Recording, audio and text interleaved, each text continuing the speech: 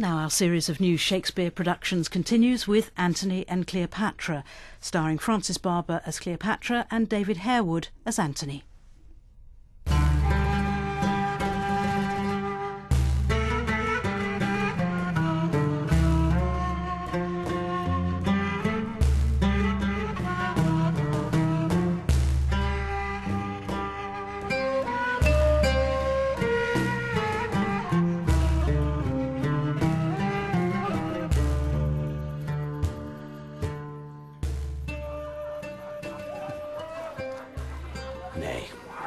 But this dotage of our generals o'erflows the measure.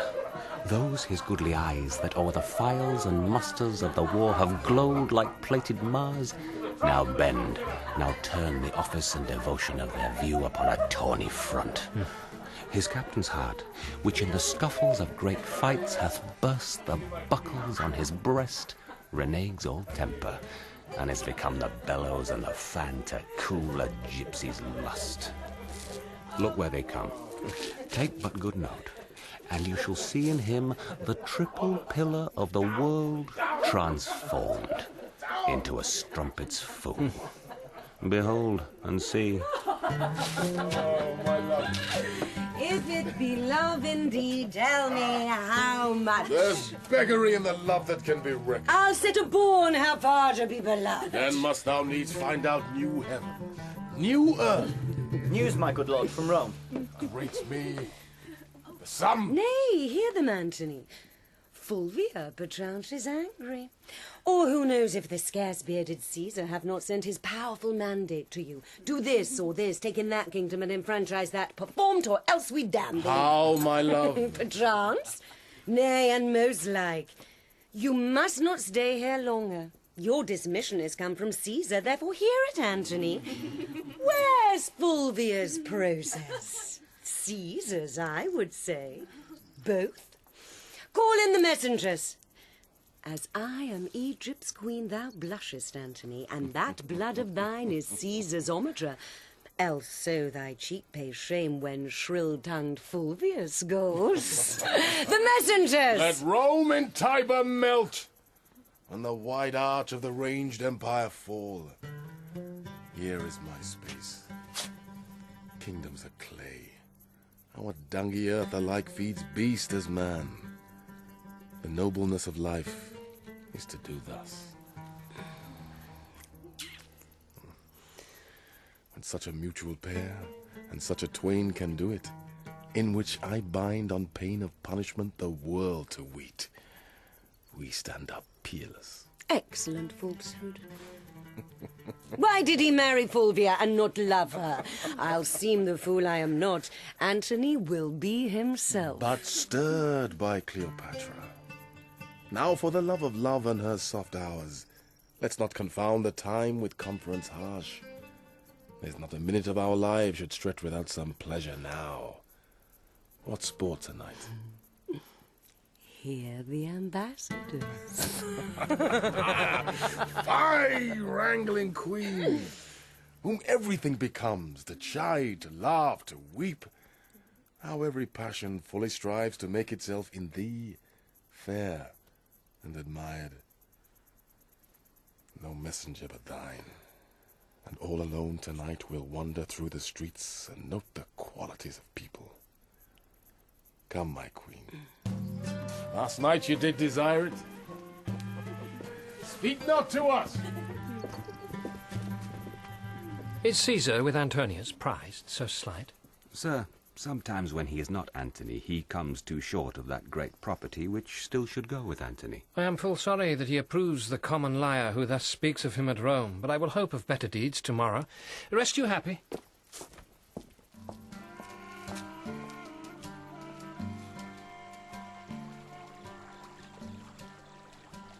Alexis. Charming.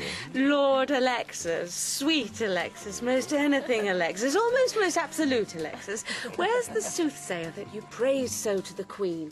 Oh, that I knew this husband which you say must charge his horns with garlands. Soothsayer, your will. Oh, is this the man? Is't you, sir, that know things? Nature's infinite book of secrecy. A little I can read.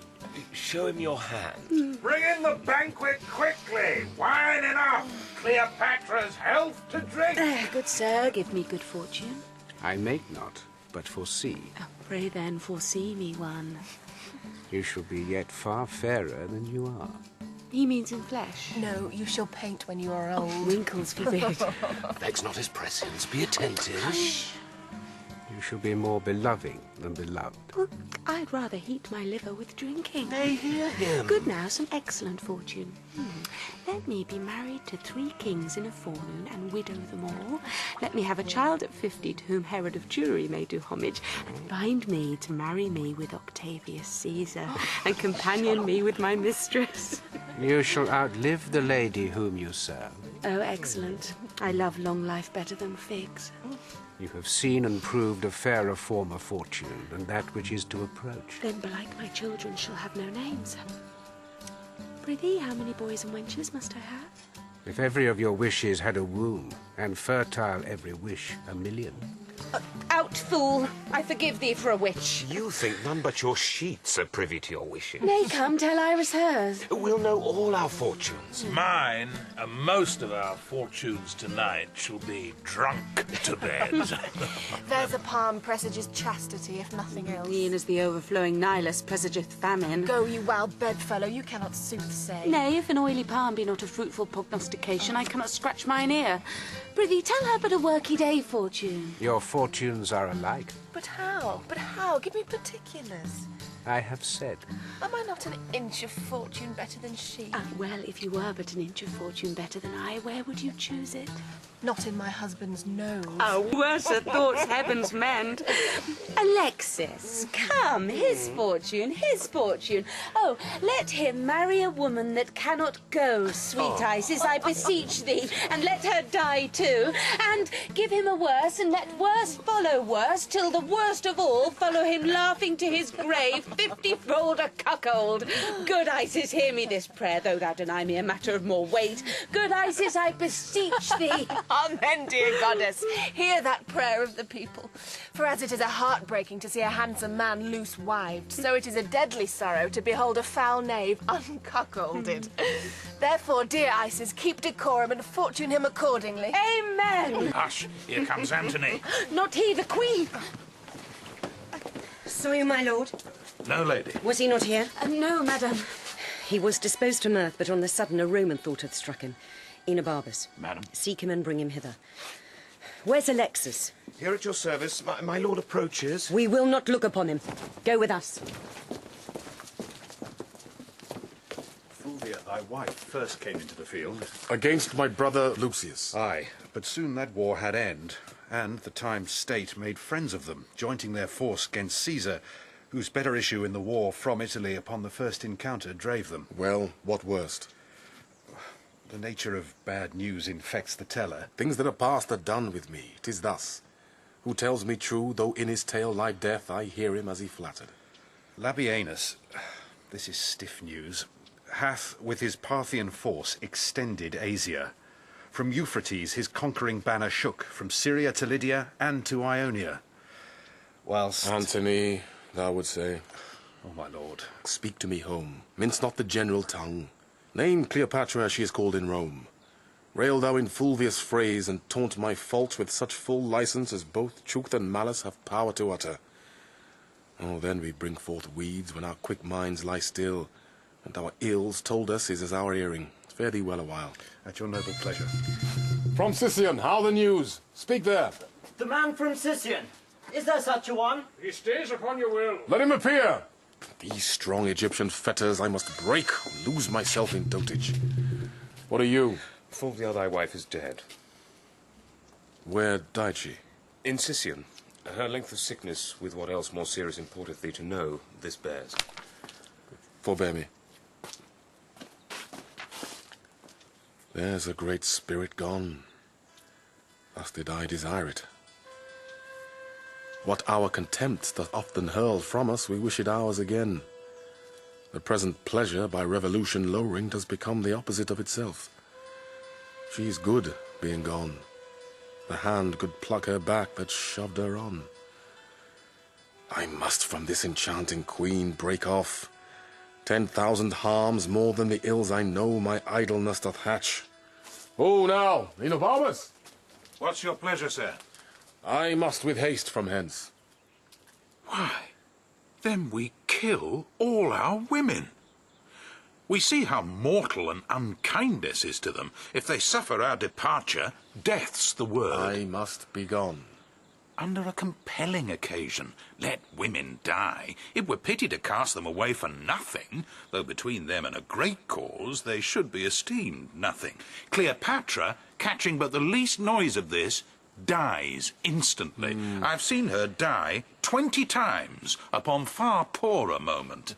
I do think there is metal in death which commits some loving act upon her. She had such a celerity in dying. She's cunning past man's thought. Alack, sir, no.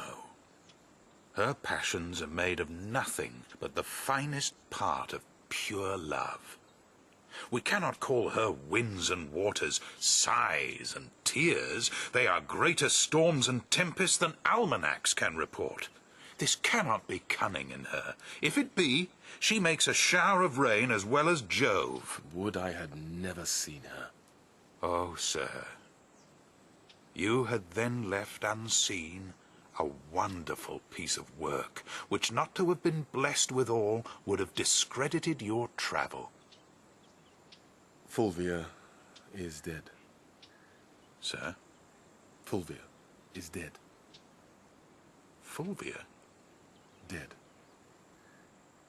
Why, sir, give the gods a thankful sacrifice. When it pleaseth their deities to take the wife of a man from him, it shows to man the tailors of the earth, comforting therein that when old robes are worn out, there are members to make new. If there were no more women but Fulvia, then had you indeed a cut and the case to be lamented. This grief is crowned with consolation. Your old smock brings forth a new petticoat, and indeed the tears live in an onion that should water this sorrow. The business she hath broached in the state cannot endure my absence. And the business you have broached here cannot be without you, especially that of Cleopatra's, which wholly depends on your abode. No more light answers. Let our officers have notice what we purpose. I shall break the cause of our expedience to the Queen, and get her leave to part. For not alone the death of Fulvia with more urgent touches do strongly speak to us, but the letters too of many our contriving friends in Rome petition us at home. Sextus Pompeius hath given the dare to Caesar, and commands the empire of the sea. Our slippery people, whose love is never linked to the deserver till his deserts are past, begin to throw Pompey the Great and all his dignities upon his son, who, high in name and power, higher than both in blood and life, stands up for the main soldier, whose quality, going on, the sides of the world may danger. Much is breeding, which, like the courser's hair, hath yet but life and not a serpent's poison. Say our pleasure to such whose places under us require our quick remove from hence. I shall do it.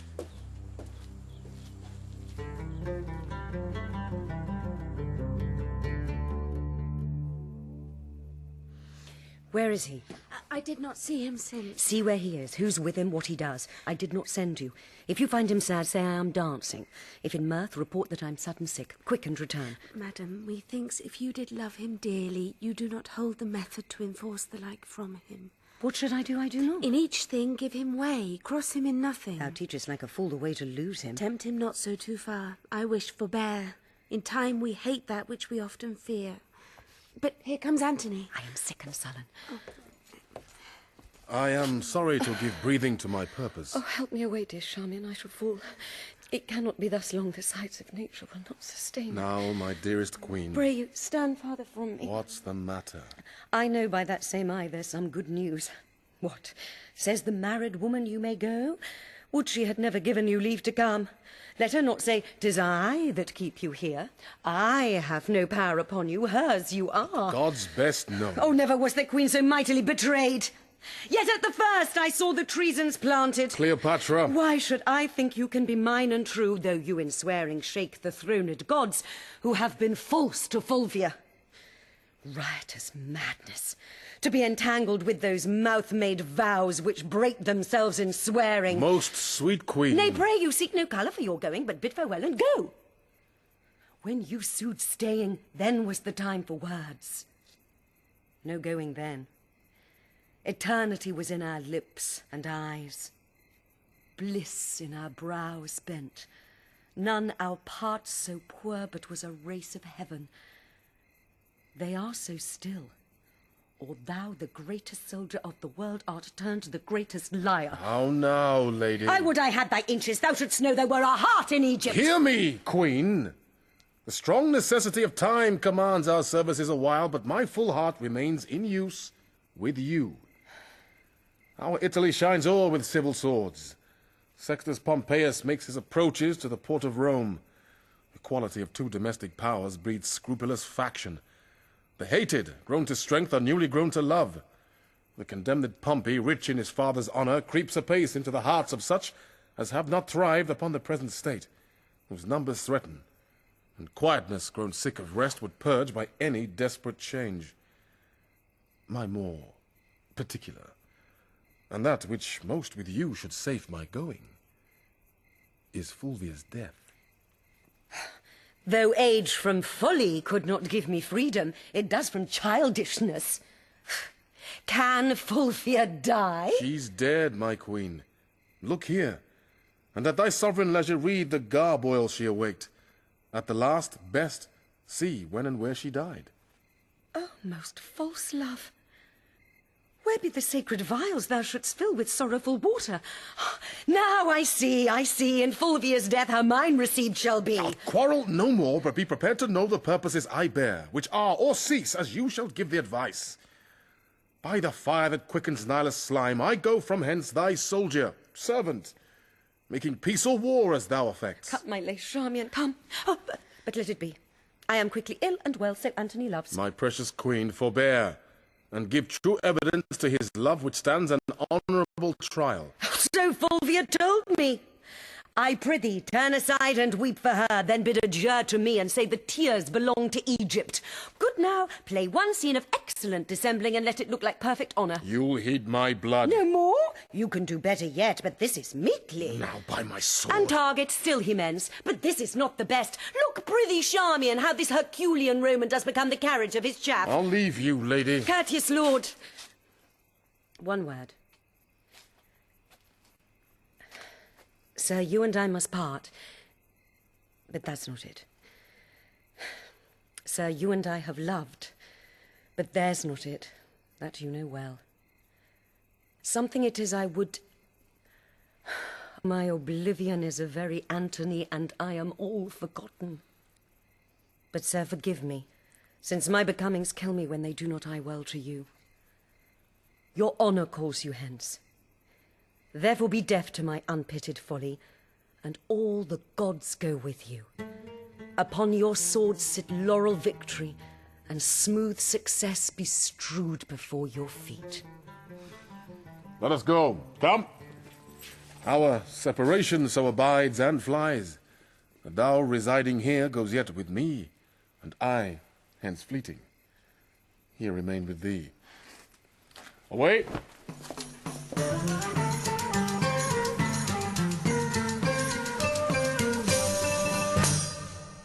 You may see, Lepidus, and henceforth know, it is not Caesar's natural vice to hate our great competitor. From Alexandria this is the news. He fishes, drinks, and wastes the lamps of night in revel. Is not more manlike than Cleopatra, nor the queen of Ptolemy more womanly than he? Hardly gave audience or vouchsafed to think he had partners. You shall find there a man who is the abstract of all faults that all men follow. I must not think there are evils enow to darken all his goodness. His faults in him seem as the spots of heaven, more fiery by night's blackness, hereditary rather than purchased, what he cannot change than what he chooses. You are too indulgent. Let's grant it is not amiss to tumble on the bed of Ptolemy, to give a kingdom for a mirth, to sit and keep the turn of tippling with a slave, to reel the streets at noon and stand the buffet with knaves that smells of sweat. Say this becomes him. As his composure must be rare indeed whom these things cannot blemish, yet must Antony no way excuse his foils, when we do bear so great weight in his likeness. If he filled his vacancy with his voluptuousness, full surfeits and the dryness of his bones call on him for it. but to confound such time that drums him from his sport, and speaks as loud as his own state and ours. 'Tis to be chid, as we rate boys who, being mature in knowledge, pawn their experience to their present pleasure, and so rebel to judgment. Here's more news. Thy biddings have been done, and every hour, most noble Caesar, shalt thou have report how 'tis abroad. Pompey is strong at sea, and it appears he is beloved of those that only have feared Caesar. To the ports the discontents repair, and men's reports give him much wrong. I should have known no less. It hath been taught us from the primal state that he which is was wished until he were, and the ebbed man ne'er loved till ne'er worth love comes deared by being lacked. This common body, like to a vagabond flag upon the stream, goes to and back, lacking the varying tide to rot itself with motion. Caesar, I bring thee word. Menecrates and Minos, famous pirates, makes the sea serve them, which they ear and wound with keels of every kind. Many hot inroads they make in Italy. The borders maritime lack blood to think on't, and flush youth revolt. No vessel can peep forth, but 'tis as soon taken as seen, for Pompey's name strikes more than could his war resisted. Antony, leave thy lascivious wassails.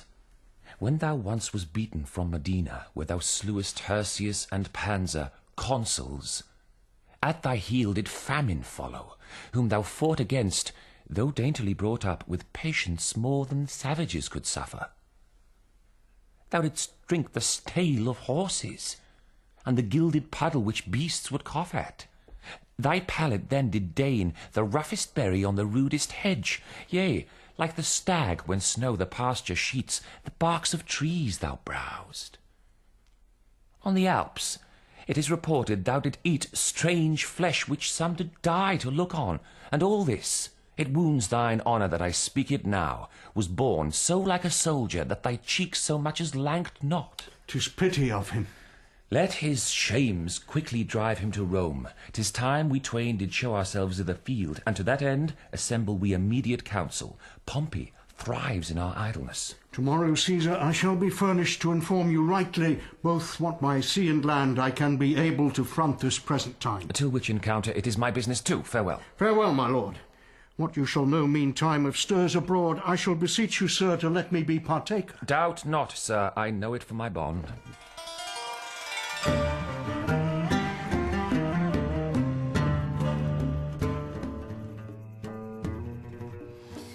Charmian. Madam. Give me to drink, Mandragora. Why, madam? That I might sleep out this great gap of time my Antony is away. You think of him too much. Oh, 'tis treason. Madam, I trust not so. Thou, eunuch Mardian. What's your highness' pleasure? Not now to hear thee sing. I take no pleasure in aught an eunuch has. 'Tis well for thee that being unseminar'd, thy freer thoughts may not fly forth of Egypt. Hast thou affections? Yes, gracious madam. Indeed. Not indeed, madam, for I can do nothing but what indeed is honest to be done. Yet have I fierce affections, and think what Venus did with Mars. Oh, Charmian, where thinkst thou he is now? Stands he, or sits he, or does he walk, or is he on his horse? Oh, happy horse to bear the weight of Antony, too bravely horse, for wot'st thou whom thou mov'st, the demi-Atlas of this earth, the arm and burgeonet of men. He's speaking now, or murmuring, where's my serpent of old Nile, for so he calls me. Now I feed myself with most delicious poison. Think on me that am with Phoebus' amorous pinches black and wrinkled deep in time. Broad-fronted Caesar, when thou wast here above the ground, I was a morsel for a monarch. And great Pompey would stand and make his eyes grow in my brow. There would he anchor his aspect and die with looking on his life. Sovereign of Egypt, hail! How much unlike art thou, Mark Antony? Yet coming from him that great medicine hath with his tinct gilded thee. How goes it with my brave Mark Antony? Last thing he did, dear Queen, he kissed, the last of many doubled kisses, this orient pearl. His speech sticks in my heart. Mine ear must pluck it thence. A good friend, quoth he, say the firm Roman to great Egypt sends this treasure of an oyster, at whose foot to mend the petty present, I will piece her opulent throne with kingdoms. All the East, say thou, shall call her mistress. So he nodded, and soberly did mount an arm-gaunt steed, who neighed so high that what I would have spoke was beastly dumbed by him. What? Was he sad or merry? Like to the time of year between the extremes of hot and cold, he was nor sad nor merry. Oh, well divided disposition. Note him, good Charmian, 'tis the man, but note him. He was not sad, for he would shine on those that make their looks by his. He was not merry, which seemed to tell them his remembrance lay in Egypt with his joy, but between both. Oh, heavenly mingle, beest thou sad or merry, the violence of either thee becomes, so does it no man else. Met'st thou my posts? Aye, madam, 20 several messengers. Why do you send so thick? Who is born that day when I forget to send to Antony shall die a beggar. Ink and paper, Charmian. Welcome, my good Alexis. Did I, Charmian, ever love Caesar so? Oh, that brave Caesar. He choked with such another emphasis. Say the brave Antony. The valiant Caesar. By Isis, I will give thee bloody teeth if thou with Caesar paragon again, my man of men. By your most gracious pardon, I sing but after you. Oh, my salad days. When I was green in judgment, cold in blood, to say as I said then. But come, away. Get me ink and paper. He shall have every day a several greeting, or I'll unpeople Egypt.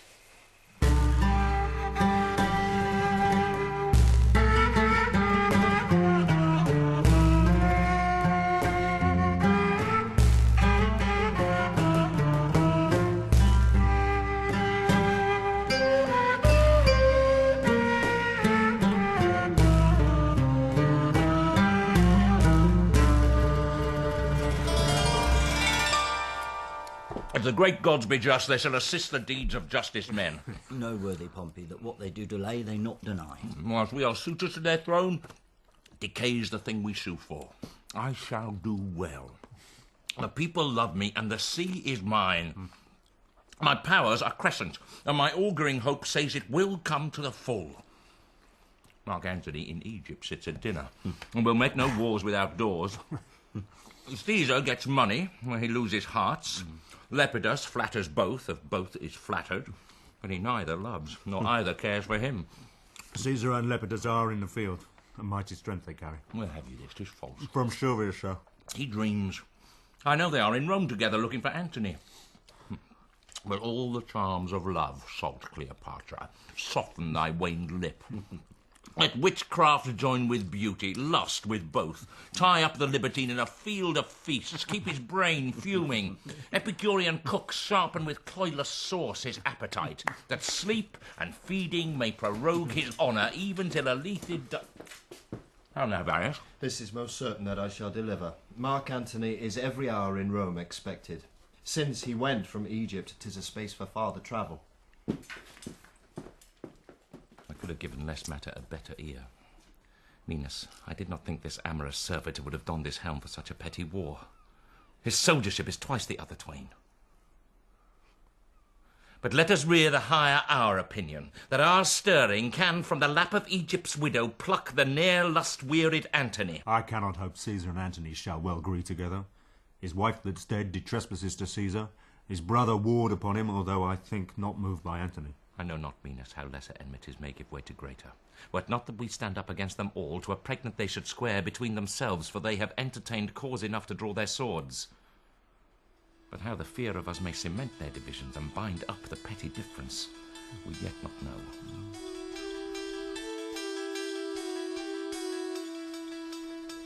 Good Enobarbus, 'tis a worthy deed, and shall become you well, to entreat your captain to soft and gentle speech. I shall entreat him to answer like himself. If Caesar move him, let Antony look over Caesar's head and speak as loud as Mars. By Jupiter, were I the wearer of Antonius' beard, I would not shave it today. 'Tis not a time for private stomaching. Every time serves for the matter that is then born in't. But small to greater matters must give way. Not if the small come first. Your speech is passion, but pray you, stir no embers up. Here comes the noble Antony. And yonder, Caesar. We compose well here to party a hark, Antonius. I do not know. Sinus, ask Agrippa. Noble friends, that which combined us was most great, and let not a leaner action rend us. What's amiss must be gently heard. When we debate our trivial difference loud, we do commit murder in healing wounds. Then, noble partners, the rather for I earnestly beseech, touch you the sourest points with sweetest terms, nor cursedness grow to the matter. 'Tis spoken well. Were we before our armies and to fight, I should do thus. Welcome to Rome. Thank you. Sit. Sit, sir. Nay then.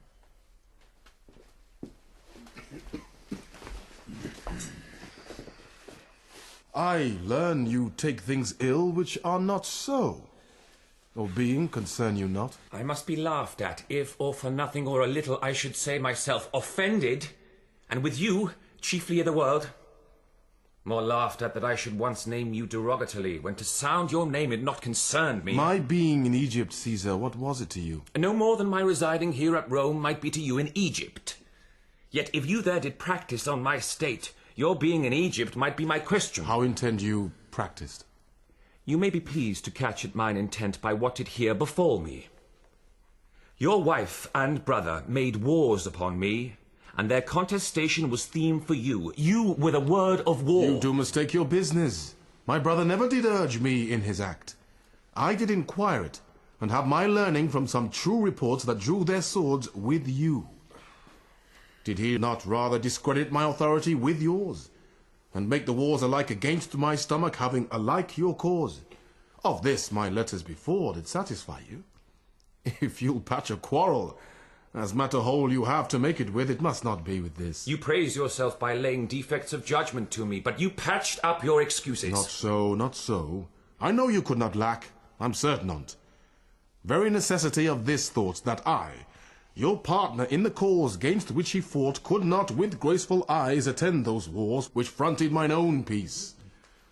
As for my wife, I would you had her spirit in such another. The third of the world is yours, which with a snaffle you may pace easy, but not such a wife. Would we all had such wives that the men might go to war with the women? So much uncurbable. Her garboiled Caesar made out of her impatience, which not wanted shrewdness of policy too. I grieving grant did you too much disquiet. For that you must but say, I could not help it. I wrote to you. When rioting in Alexandria, you did pocket up my letters, and with taunts did jibe my missive out of audience. Sir, he fell upon me, ere admitted. Then 3 kings I had newly feasted, and did want of what I was in the morning. But next day I told him of myself, which was as much as to have asked him pardon. Let this fellow be nothing of our strife. If we contend, out of our question wipe him. You have broken the article of your oath, which you shall never have tongue to charge me with. Soft, Caesar. No, Lepidus, let him speak. The honour is sacred which he talks on now, supposing that I lacked it. But on, Caesar, the article of my oath. To lend me arms and aid when I required them, the which you both denied. Neglected, rather. And then when poisoned hours had bound me up from mine own knowledge.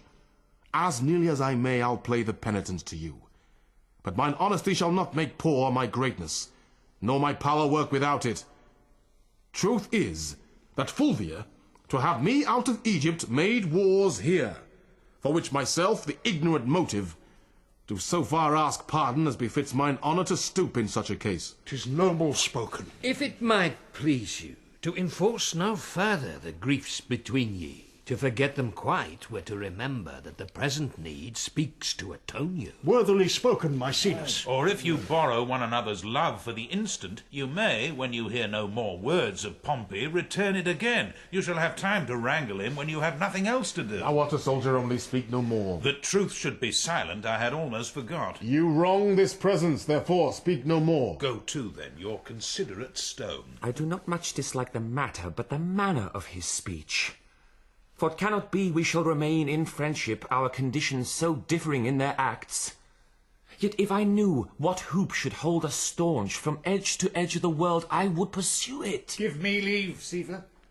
Speak, Agrippa. Thou hast a sister by the mother's side, admired Octavia.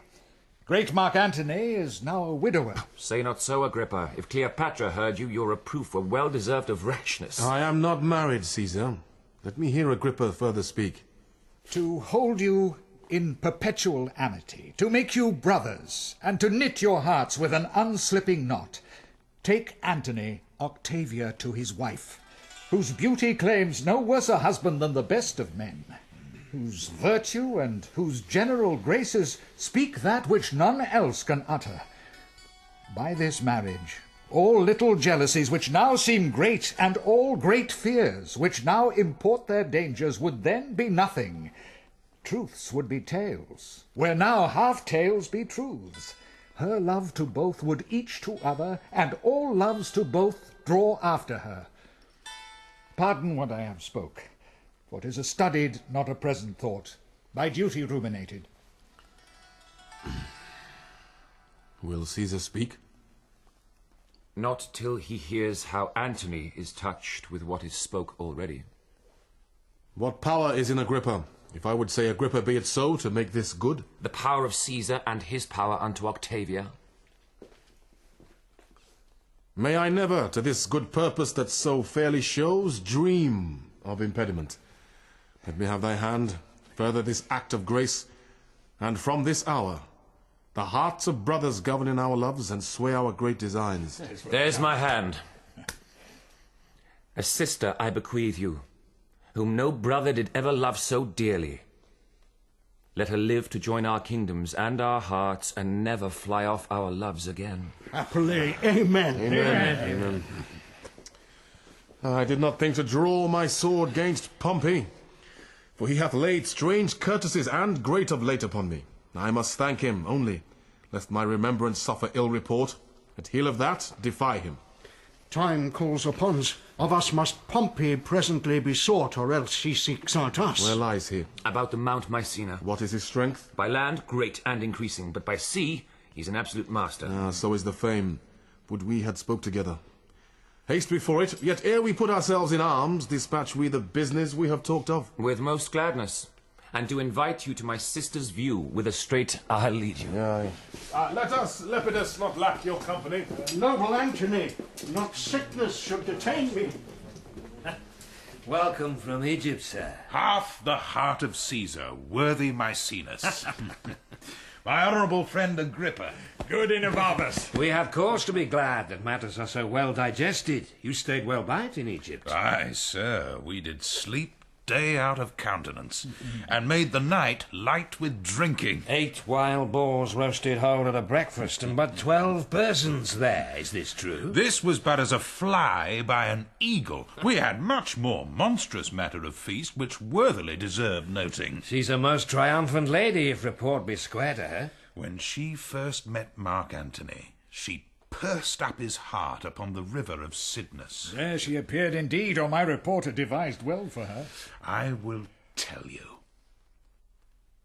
The barge she sat in, like a burnished throne, burned on the water. The poop was beaten gold, purple the sails, and so perfumed that the winds were lovesick with them. The oars were silver, which to the tune of flutes kept stroke, and made the water which they beat to follow faster, as amorous of their strokes. For her own person, it beggared all description. She did lie in her pavilion, cloth of gold, of tissue, or picturing that Venus where we see the fancy outworked nature. On each side her stood pretty dimpled boys, like smiling cupids, with divers-coloured fans, whose wind did seem to glow the delicate cheeks which they did cool, and what they undid did. Oh, rare for Antony. Her gentlewomen, like the Nereides, so many mermaids, tended her i' the eyes, and made their bends adornings. At the helm a seeming mermaid steers, the silken tackle swell with the touches of those flower-soft hands that yearly frame the office. From the barge a strange invisible perfume hits the sense of the adjacent wharves. The city cast her people out upon her, and Antony, enthroned in the marketplace, did sit alone, whistling to the air, which, but for vacancy, had gone to gaze on Cleopatra too, and made a gap in nature. Rare Egyptian. Upon her landing, Antony sent to her, invited her to supper. She replied it should be better he became her guest, which she entreated. Our courteous Antony, whom ne'er the word of no woman heard speak, being barbered 10 times o'er, goes to the feast, and for his ordinary pays his heart for what his eyes eat only. Royal wench. She made great Caesar lay his sword to bed. He ploughed her and she cropped. I saw her once hop 40 paces through the public street, and having lost her breath, she spoke and panted that she did make defect perfection, and breathless power breathe forth. Now Antony must leave her utterly. Never. He will not. Age cannot wither her, nor custom stale her infinite variety. Other women cloy the appetites they feed, but she makes hungry where most she satisfies. For vilest things become themselves in her, that the holy priests bless her when she is riggish. If beauty, wisdom, modesty can settle the heart of Antony, Octavia is a blessed lottery to him. Let us go. Good Enobarbus, make yourself my guest whilst you abide here. Humbly, sir, I thank you.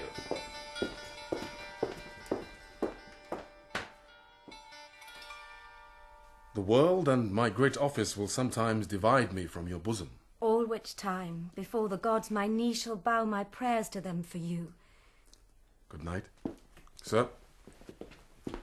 My Octavia, read not my blemishes in the world's report. I have not kept my square, but that to come shall be done by the rule. Good night, dear lady. Good night, sir. Good night. Now, soothsayer, you do wish yourself in Egypt? Would I had never come from thence, nor you thither. If you can, your reason? I see it in my motion, I have it not in my tongue, but yet hie you to Egypt again. Say to me, whose fortune shall rise higher, Caesar's or mine? Caesar's. Therefore, O Antony, stay not by his side. Thy demon, that thy spirit which keeps thee, is noble, courageous, high, unmatchable, where Caesar's is not. But near him thy angel becomes afeard, as being o'erpowered. Therefore make space enough between you. Speak this no more. To none but thee, no more but when to thee. If thou dost play with him at any game, thou art sure to lose. And of that natural luck he beats thee 'gainst the odds. Thy lustre thickens when he shines by.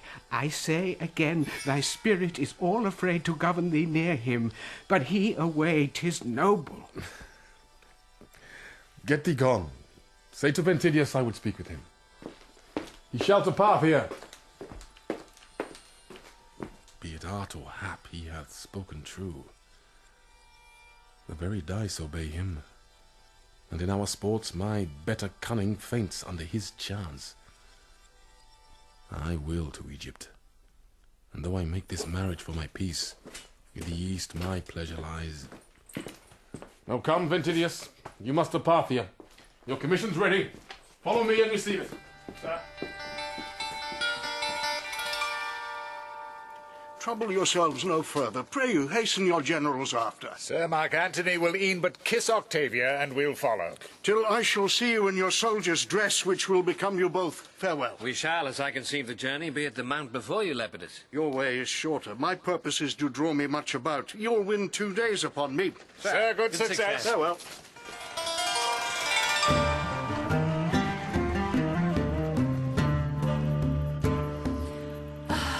Give me some music. Music, moody food of us that trade in love. The music! Morgan. Oh! Let it alone. Let's to billiards. Come, Charmian. My arm is sore. Best play with Mardian. As well a woman with an eunuch played, as with a woman. Come, you'll play with me, sir. As well as I can, madam. And when goodwill is showed, though to come too short, the actor may plead pardon. I'll none now. Oh, give me mine angle. We'll to the river there, my music playing far off. I will betray tawny-finned fishes. My bended hook shall pierce their slimy jaws, and as I draw them up, I'll think them every one an Antony, and say, aha, you're caught. 'Twas merry when you wagered on your angling, when your diver did hang a salt fish on his hook, which he with fervency drew up. That time, oh, times. I laughed him out of patience, and that night I laughed him into patience. And next morning, the 9th hour, I drunk him to his bed, then put my tires and mantles on him, whilst I wore his sword, Philip. Oh, from Italy, ram thou thy fruitful tidings in mine ears that long time have been barren. Madam. Antonius dead! If thou say so, villain, thou kill'st thy mistress. But well and free, if thou so yield him, there is gold. And here, my bluest veins to kiss, a hand that kings have lipped and trembled kissing. First, madam, he is well. Why, there's more gold. But, sirrah, Mark, we used to say the dead are well. Bring it to that. The gold I give thee will I melt and pour down thy ill-uttering throat. Good madam, hear me. Well, go to, I will. But there's no goodness in thy face. If Antony be free and healthful, so tart a favour to trumpet such good tidings, if not well, thou shouldst come like a fury crowned with snakes, not like a formal man. Wilt please you hear me? I have a mind to strike thee ere thou speakst. Yet if thou say Antony lives, is well, or friends with Caesar, or not captive to him, I'll set thee in a shower of gold and hail rich pearls upon thee. Madam, he's well. Well said. And friends with Caesar. Thou'rt an honest man. Caesar and he are greater friends than ever. Make thee a fortune from me. But yet, madam. I do not like but yet. It does allay the good precedence. Fie upon but yet. But yet is as a jailer to bring forth some monstrous malefactor. Prithee, friend, pour out the pack of the matter to mine ear, the good and bad together. He's friends with Caesar, in state of health, thou sayest, and thou sayest free. Free, madam, no. I made no such report. He's bound unto Octavia. For what good done? For the best turn in the bed. I am pale, Charmian. Madam, he's married to Octavia. The most infectious pestilence upon thee! Good madam, patience! What say you, hence? Horrible villain, or I'll spurn thine eyes like balls before me.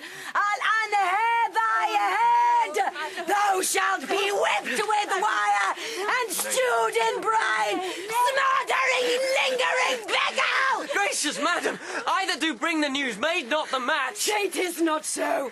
A province I will give thee, and make thy fortunes proud. The blow thou hadst shall make thy peace for moving me to rage, and I will boot thee with what gift beside thy modesty can beg. He's married, madam. Rogue! Thou hast lived too long! Nay, then I'll run. What mean you, madam? I have made no fault. Good, madam, keep yourself within yourself. The man is innocent. Some innocent scape not the thunderbolt. Melt Egypt into Nile, and kindly creatures turn all to serpents. Call the slave again. Though I am mad, I will not bite him. Call! He is afeard to come. I will not hurt him. These hands do lack nobility, that they strike meaner than myself, since I myself have given myself the cause. Come hither, sir. Though it be honest, it is never good to bring bad news. Give to a gracious message an host of tongues, but let ill tidings tell themselves when they be felt. I have done my duty. Is he married? I cannot hate thee worse than I do if thou again say yes. He's married, madam. The gods confound thee. Dost thou hold there still? Should I lie, madam? Oh, I would thou didst. So half my Egypt was submerged and made a cistern for scaled snakes. Go, get thee hence. Hadst thou Narcissus in thy face, to me thou wouldst appear most ugly. He is married.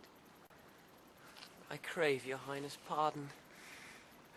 He is married. Take no offence that I would not offend you. To punish me for what you make me do seems much unequal. He is married to Ocatavius. Oh, that his fault should make a knave of thee, that art not what thou'rt sure of. No, get thee hence. The merchandise which thou hast brought from Rome are all too dear for me. Lie they upon thy hand and be undone by. Oh, good, your highness, patience. In praising Antony, I have dispraised Caesar. Many times, madam. I am paid for it now. Lead me from hence, I faint. Oh, Iris, charmian. 'Tis no matter. Go to the fellow, good Alexis. Madam. Bid him report the feature of Octavia, her years, her inclination. Let him not leave out the colour of her hair. Bring me word quickly. Let him forever go. Let him not. Charmian. Though he be painted one way like a Gorgon, the other way is a Mars. Bid you, Alexis, bring me word how tall she is. Right. Pity me, Charmian, but do not speak to me. Lead me to my chamber.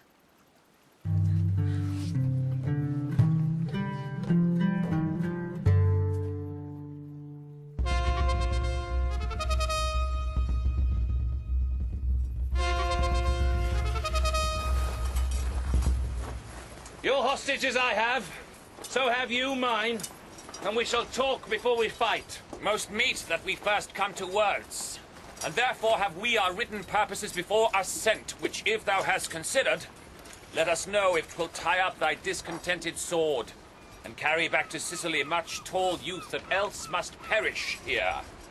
To you all three, the senators alone of this great world, chief factors for the gods.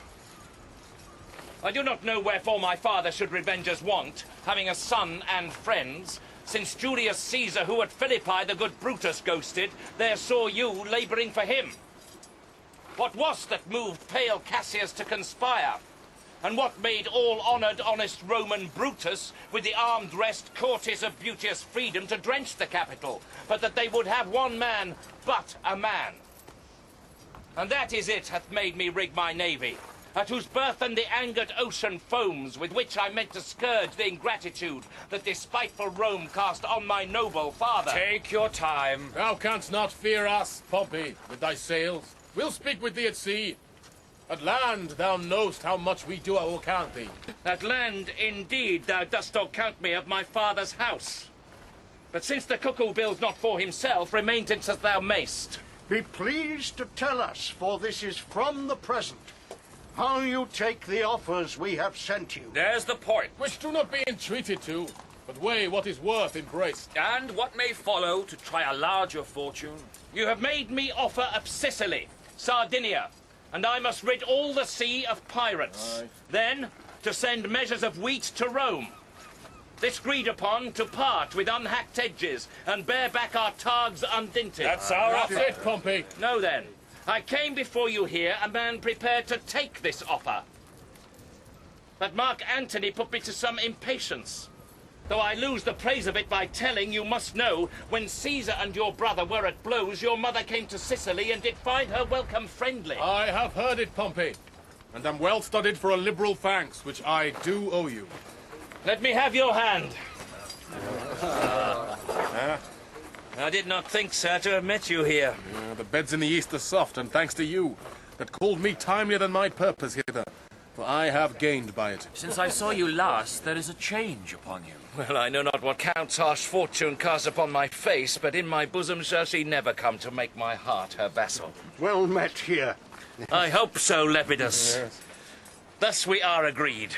I crave our composition may be written and sealed between us. That's the next to do.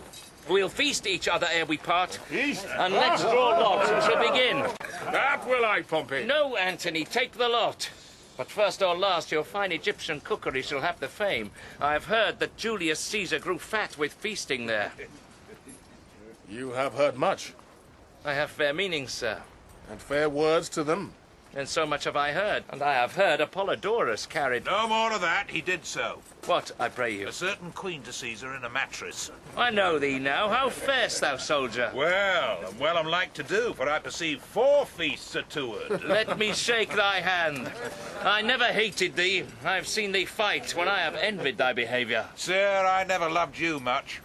But I have praised ye when you have well deserved 10 times as much as I have said you did. Enjoy thy plainness, if nothing ill becomes thee. Aboard my galley, I invite you all. Will you lead, lords? Show us the way, sir. Come. Follow on. You and I have known, sir.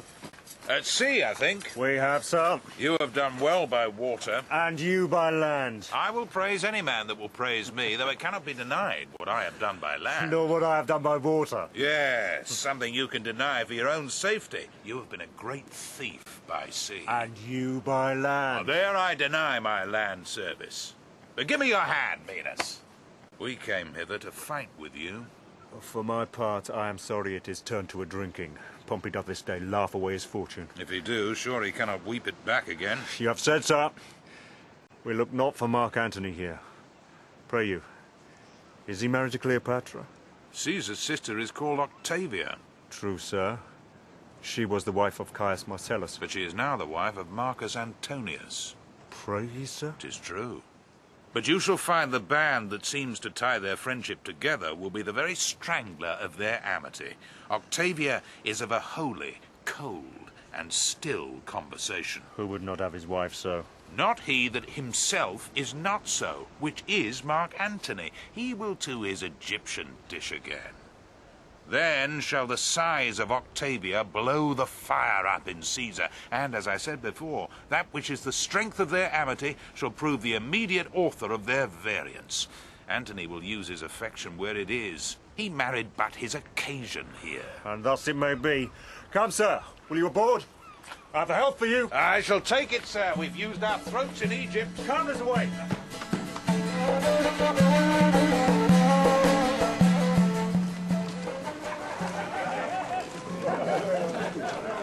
Here they'll be, man.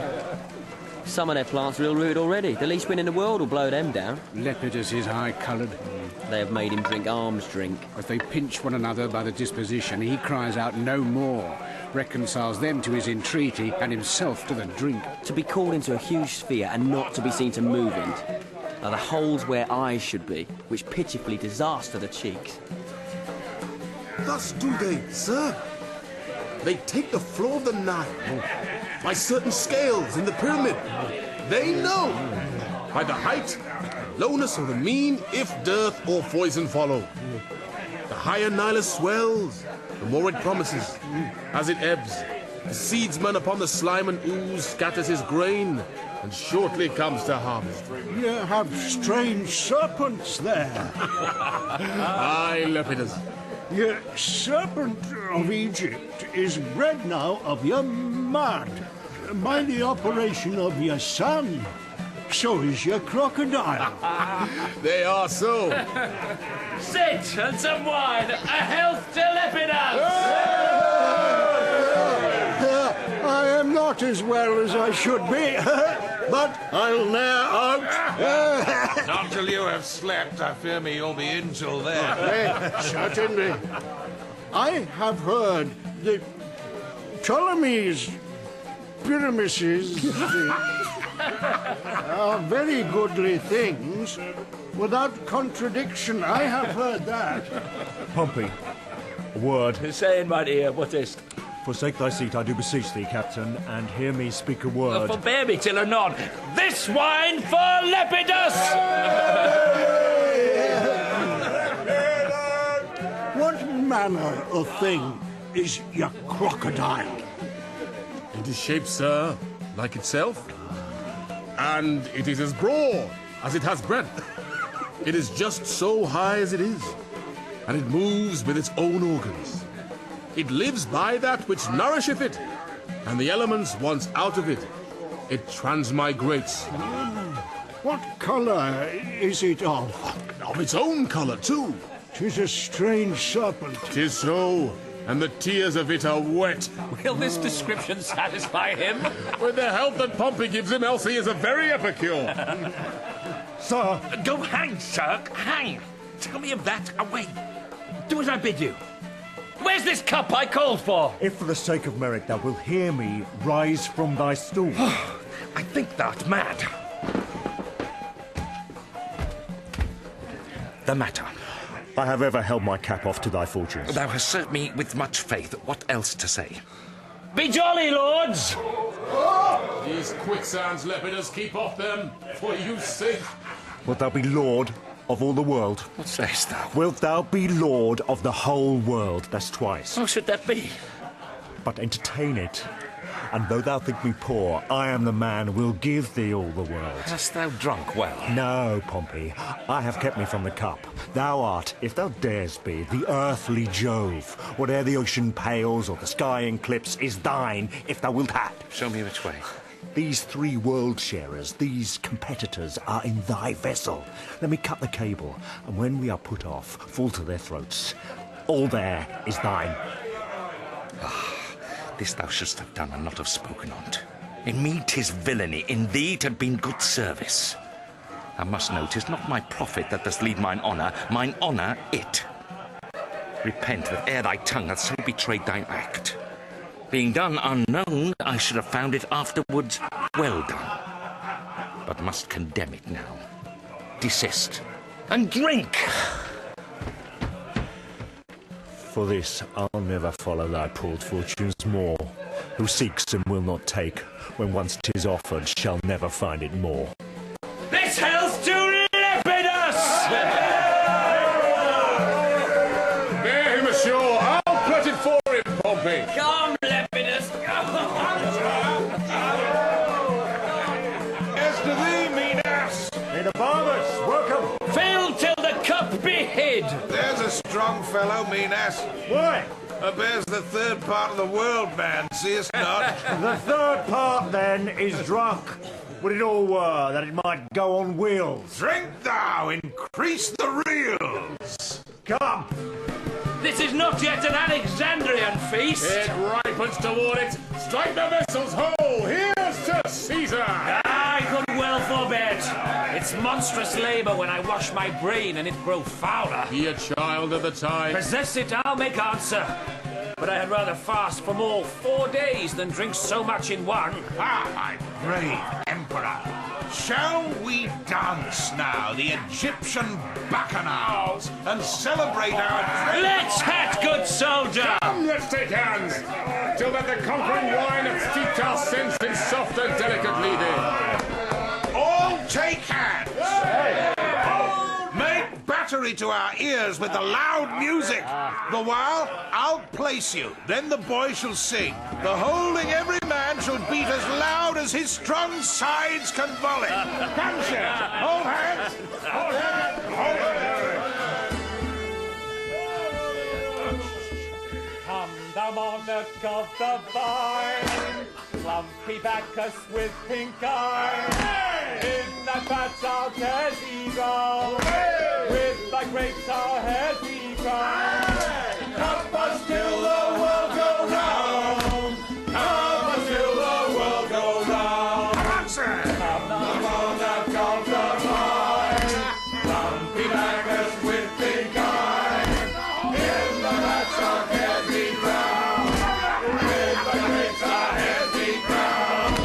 Help us till the world go round, help us till the world go round.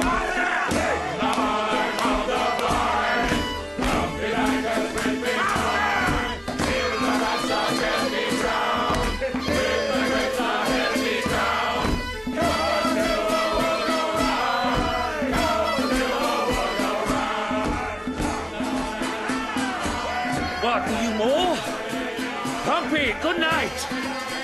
Good brother, let me request you off. Our graver business frowns at this levity.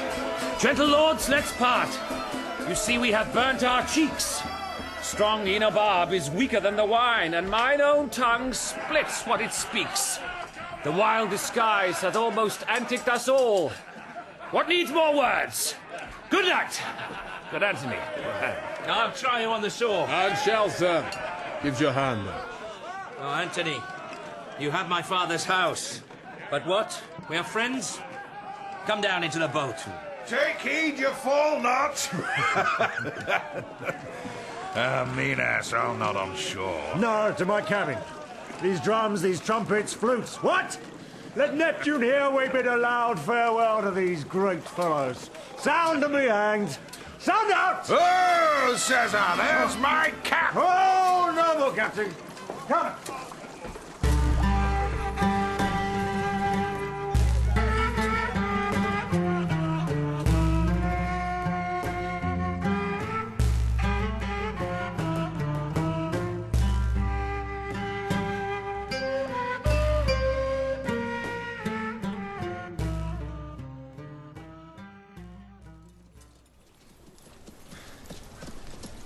Now, darting Parthia, art thou struck.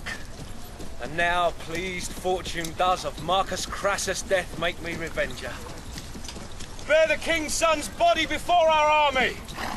Thy Pacorus, Orodes, pays this for Marcus Crassus.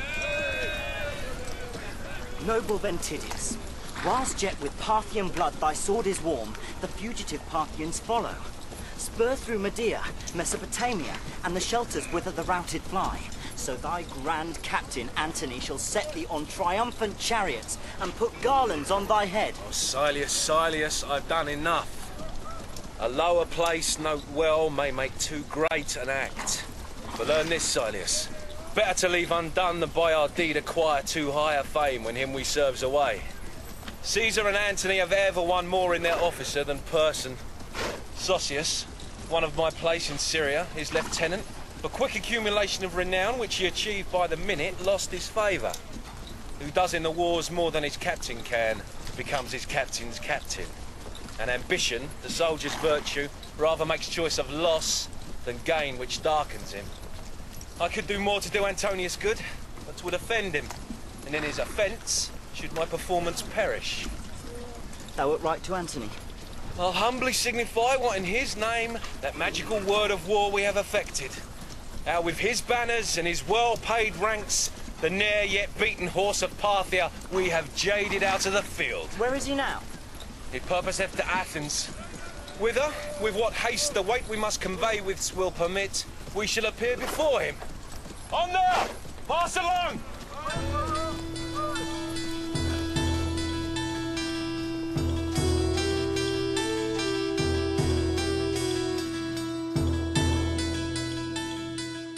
Noble Agrippa.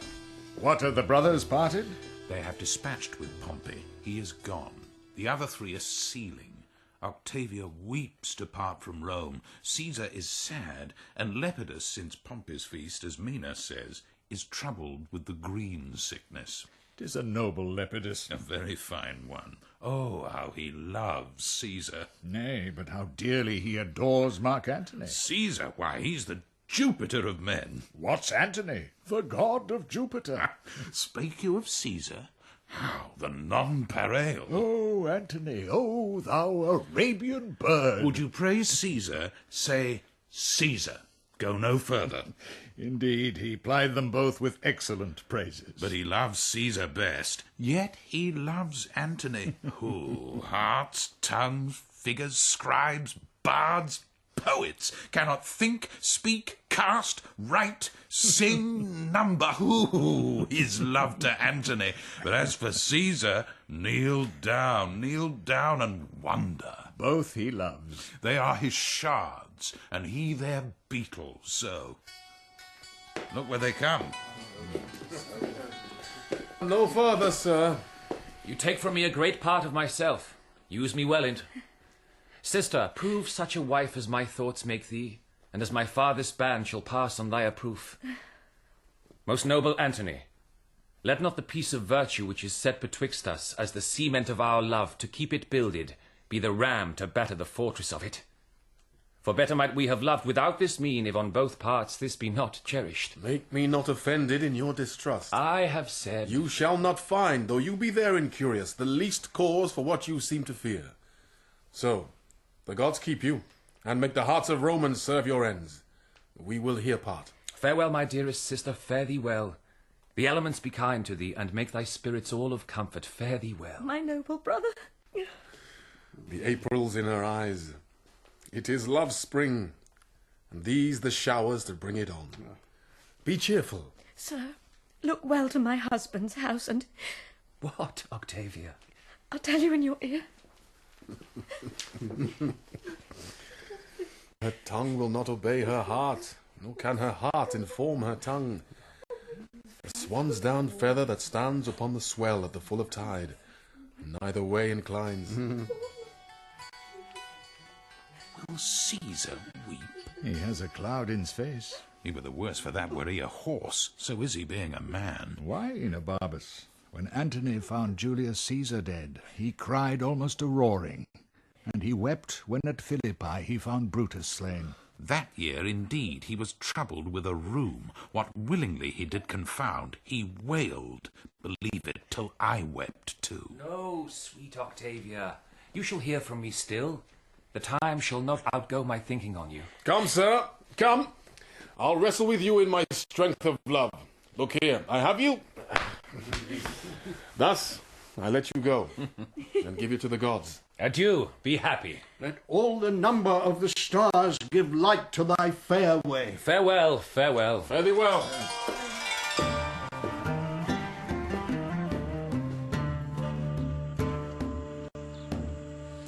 Where is the fellow? Half a fear to come. Go to. Come hither, sir.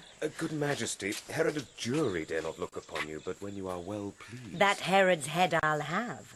But how, when Antony is gone, through whom I might command it? Come thou near.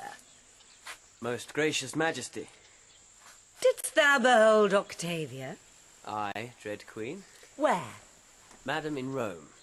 I looked her in the face, and saw her led between her brother and Mark Antony. Is she as tall as me? She is not, madam. Didst hear her speak? Is she shrill-tongued or low? Madam, I heard her speak. She is low-voiced. That's not so good.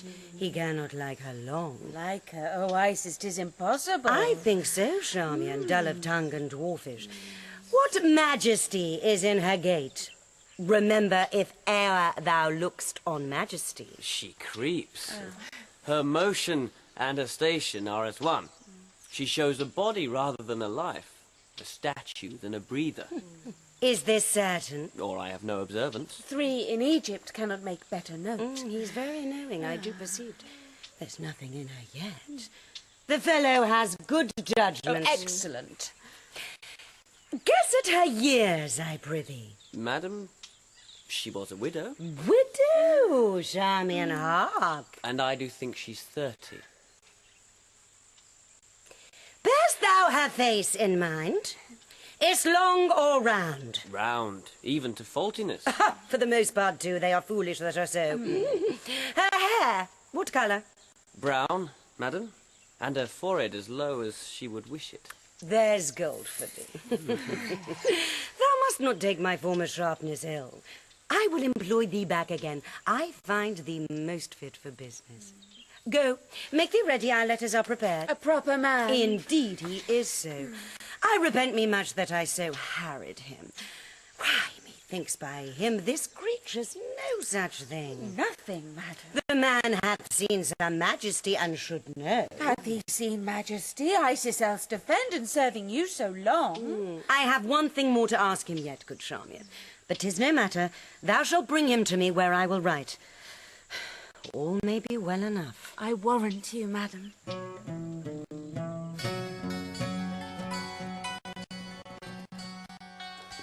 Nay, nay, Octavia, not only that were excusable, that and thousands more of semblable import.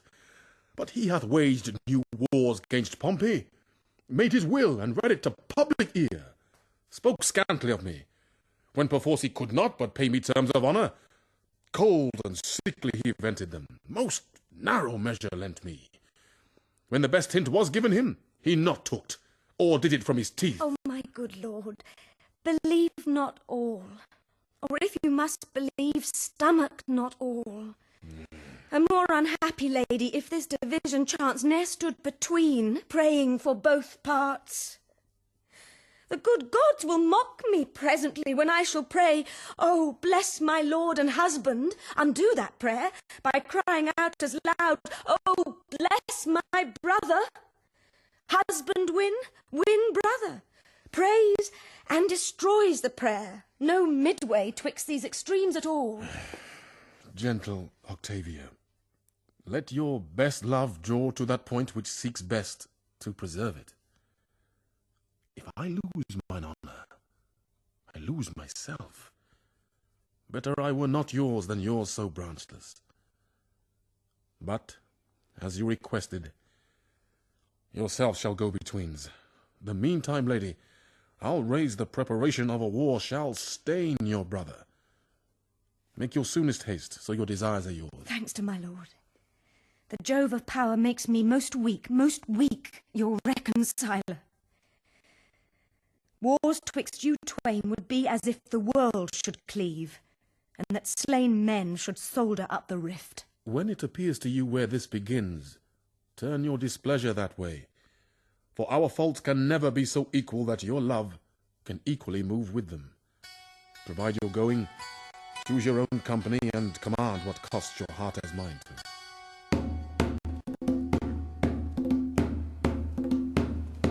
How now, friend Eros? There's strange news come, sir. What, man? Caesar and Lepidus have made wars upon Pompey. This is old. What is the success? Caesar, having made use of him in the wars against Pompey, presently denied him rivality, would not let him partake in the glory of the action, and, not resting here, accuses him of letters he had formerly wrote to Pompey. Upon his own appeal, seizes him. So the poor third is up, till death enlarge his confine. Then, world, thou hast a pair of chaps, no more. And throw between them all the food thou hast, they'll grind the one the other. Where's Antony? He's walking in the garden, thus, and spurns the rush that lies before him, cries, "Fool Lepidus," and threats the throat of that his officer that murdered Pompey. Our great knave is rigged. For Italy and Caesar. More, Domitius, my lord desires you presently. My news I might have told hereafter. 'Twill be naught, but let it be. Bring me to Antony. Come, sir.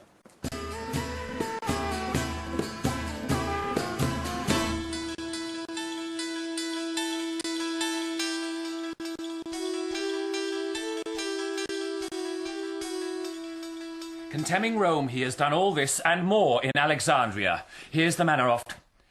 In the marketplace, on a tribunal silvered, Cleopatra and himself in chairs of gold were publicly enthroned. At the feet sat Caesarion, whom they call my father's son, and all the unlawful issue that their lust since then hath made between them. Unto her he gave the establishment of Egypt, made her of Lower Syria, Cyprus, Lydia, absolute queen. This in the public eye? In the common showplace where they exercise. His sons he there proclaimed the kings of kings. Great Medea, Parthia, and Armenia he gave to Alexander. To Ptolemy he assigned Syria, Cilicia, and Phoenicia. She, in the habiliments of the goddess Isis, that day appeared, and oft before gave audiences, 'tis reported so. Let Rome be thus informed. Who, queasy with his insolence already, will their good thoughts call from him? The people knows it, and have now received his accusations. Who does he accuse? Caesar. And that having in Sicily Sextus Pompeius spoiled, we had not rated him his part of the isle. Then does he say, he lent me some shipping unrestored. Lastly, he frets that Lepidus of the triumvirate should be deposed, and being that we detain all his revenue. Sir, this should be answered. 'Tis done already, and the messenger gone. I have told him Lepidus was grown too cruel, that he his high authority abused, and did deserve his change. For what I have conquered, I grant him part, but then in his Armenia and other of his conquered kingdoms I demand the like. He'll never yield to that. Nor must not then be yielded to in this. Hail, Caesar, and my lords. Hail, most dear Caesar. That ever I should call thee castaway. You have not called me so, nor have you cause. Why have you stolen upon us thus? You come not like Caesar's sister. The wife of Antony should have an army for an usher, and nays of horse to tell of her approach, long ere she did appear. The trees by the way should have borne men, and expectation fainted, longing for what it had not. Nay, the dust should have ascended to the roof of heaven, raised by your populous troops. But you are come a market maid to Rome, and have prevented the ostentation of our love, which left unshown is often left unloved. We should have met you by sea and land, supplying every stage with an augmented greeting. Good my lord, to come thus was I not constrained, but did it on my free will. My lord, Mark Antony, hearing that you prepared for war, acquainted my grieved ear withal, whereon I begged his pardon for return. Which soon he granted, being an abstract between his lust and him. Do not say so, my lord. I have eyes upon him, and his affairs come to me on the wind. Where is he now? My lord, in Athens. No, my most wronged sister, Cleopatra hath nodded him to her. He hath given his empire up to a whore, who are now levying the kings of the earth for war. I me most wretched, that have my heart parted betwixt two friends that doth afflict each other. Welcome hither. Your letters did withhold our breaking forth till we perceived both how you were wrangled and we in negligent danger. Welcome to Rome, nothing more dear to me. You are abused beyond the mark of thought, and the high gods, to do you justice, makes his ministers of us and those that love you. Best of comfort, and ever welcome to us. Welcome, lady. Welcome, dear madam. Each heart in Rome does love and pity you. Only the adulterous Antony, most large in his abominations, turns you off, and gives his potent regiment to a trull that noises it against us. Is it so, sir? Most certain. Sister, welcome. Pray you be ever known to patience, my dearest sister.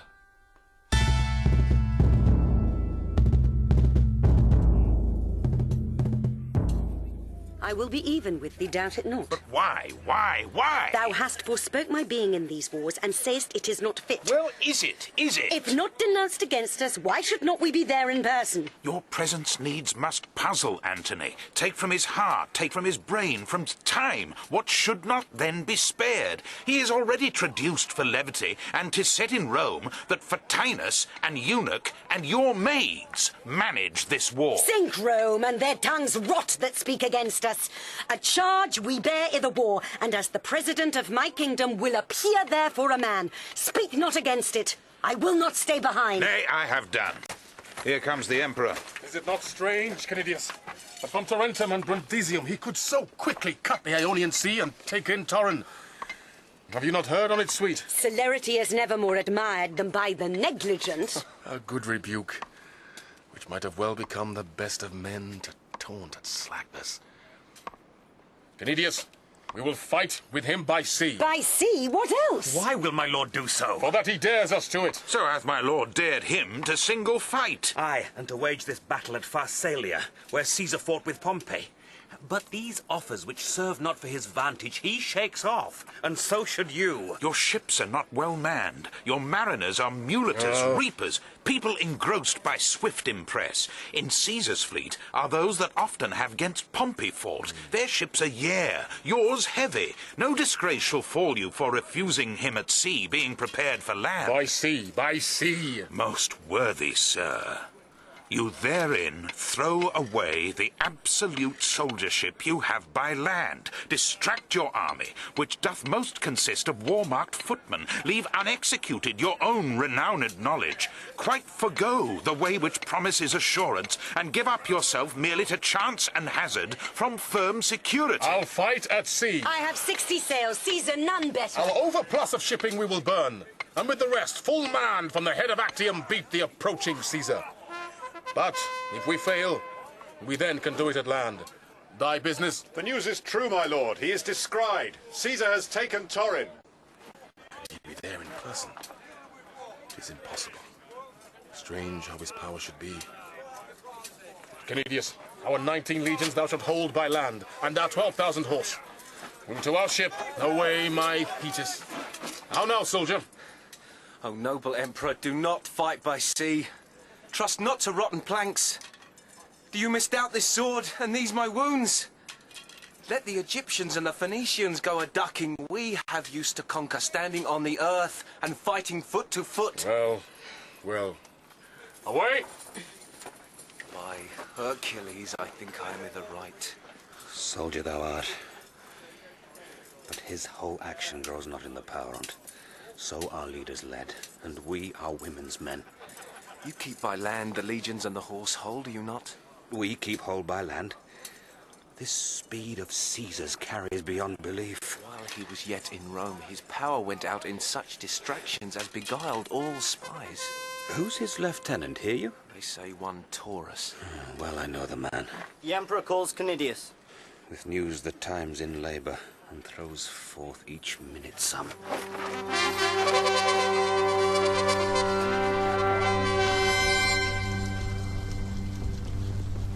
Taurus! My lord? Strike not by land, keep hold. Provoke not battle till we have done at sea. Do not exceed the prescript of this scroll. Our fortune lies upon this jump.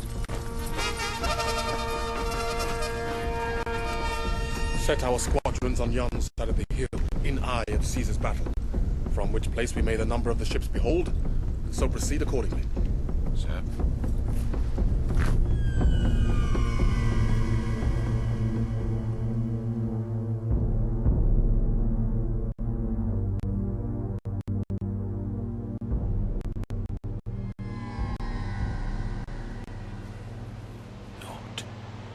Naught. All naught. I could behold no longer. The Antoniad, the Egyptian admiral, with all their 60, fly and turn the rudder.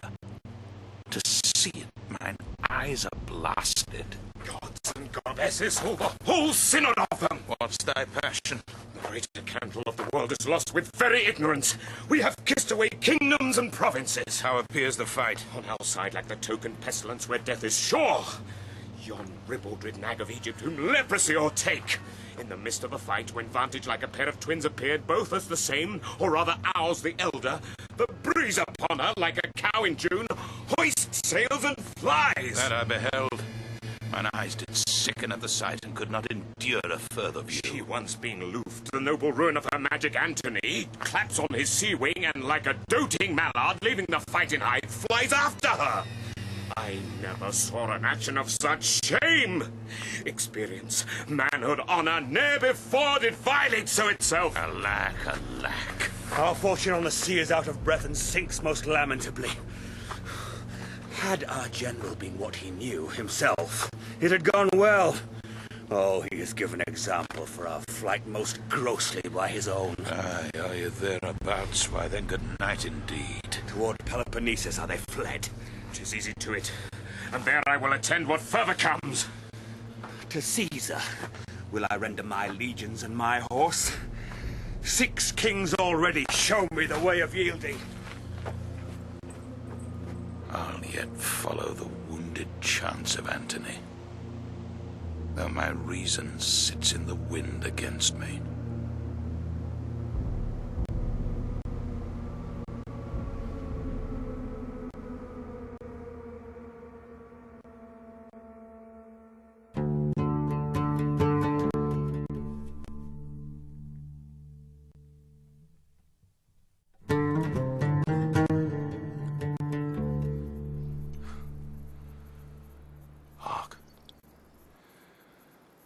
Bids me tread no more upon it.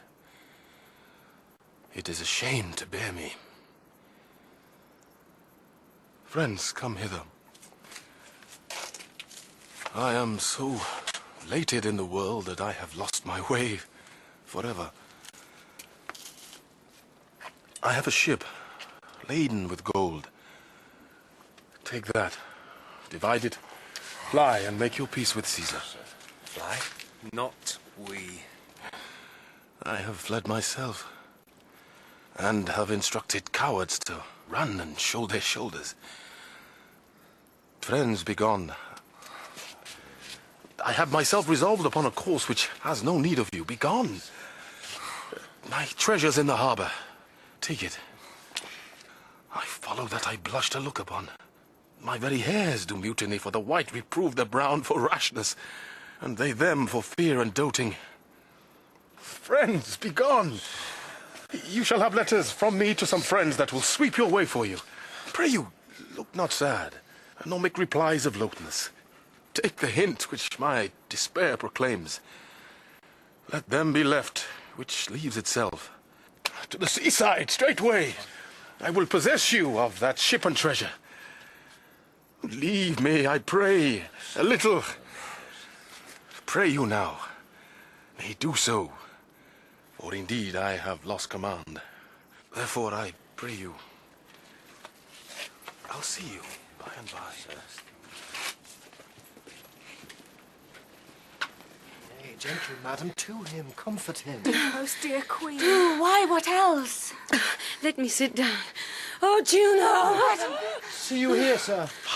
Madam, oh good Empress. Sir, sir. Yes, my lord, yes. He at Philippi kept his sword in like a dancer, while I struck the lean and wrinkled Cassius. And 'twas I the mad Brutus ended. He alone dealt on lieutenantry, and no practice had in the brave squares of war.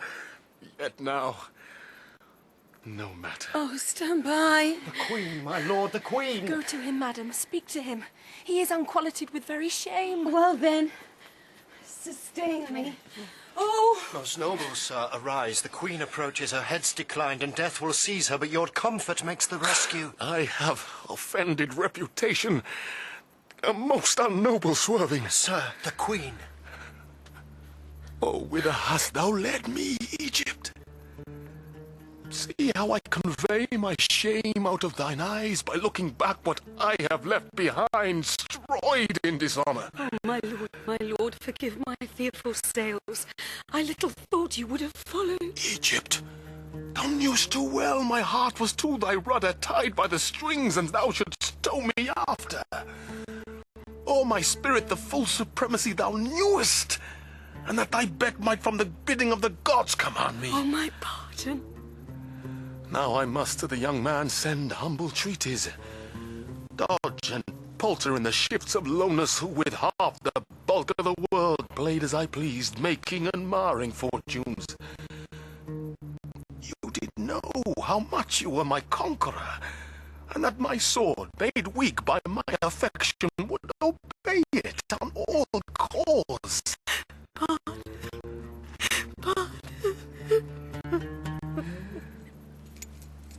Fall not a tear, I say. One of them rates all that is won and lost. Give me a kiss.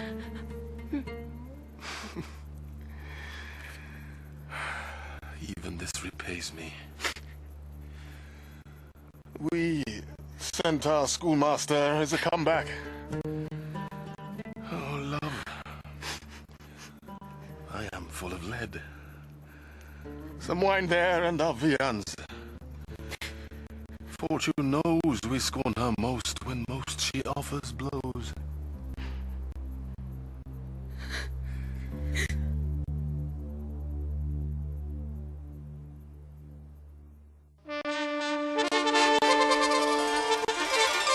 Let him appear that's come from Antony. Know you him? Caesar 'tis his schoolmaster. An argument that he is plucked when hither he sends so poor opinion of his wing, which had superfluous kings for messengers not many moons gone by. Approach and speak. Such as I am, I come from Antony. I was of late as petty to his ends, as is the morn dew on the myrtle leaf to his grand sea. Be it so, declare thine office. Lord of his fortunes, he salutes thee, and requires to live in Egypt, which not granted, he lessens his requests, and to thee sues to let him breathe between the heavens and earth, a private man in Athens. This for him.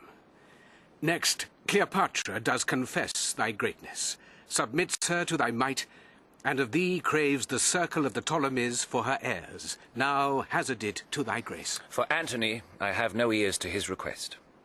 The queen of audience nor desire shall fail, so she from Egypt drive her all disgraced friend, or take his life there. This if she perform, she shall not sue unheard, so to them both. Fortune pursue thee. Bring him through the bands. Sir. Phidias. Sir. To try thy eloquence now 'tis time. Dispatch. From Antony win Cleopatra. Promise, and in our name, what she requires. Add more as thine invention offers.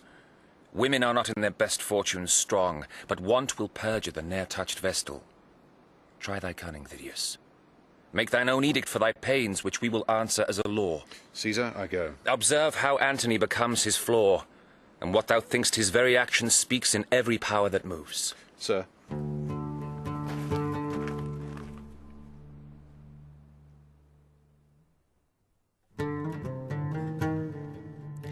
What shall we do, Enobarbus? Think and die. Is Antony or we in fault for this? Antony only, that would make his will lord of his reason.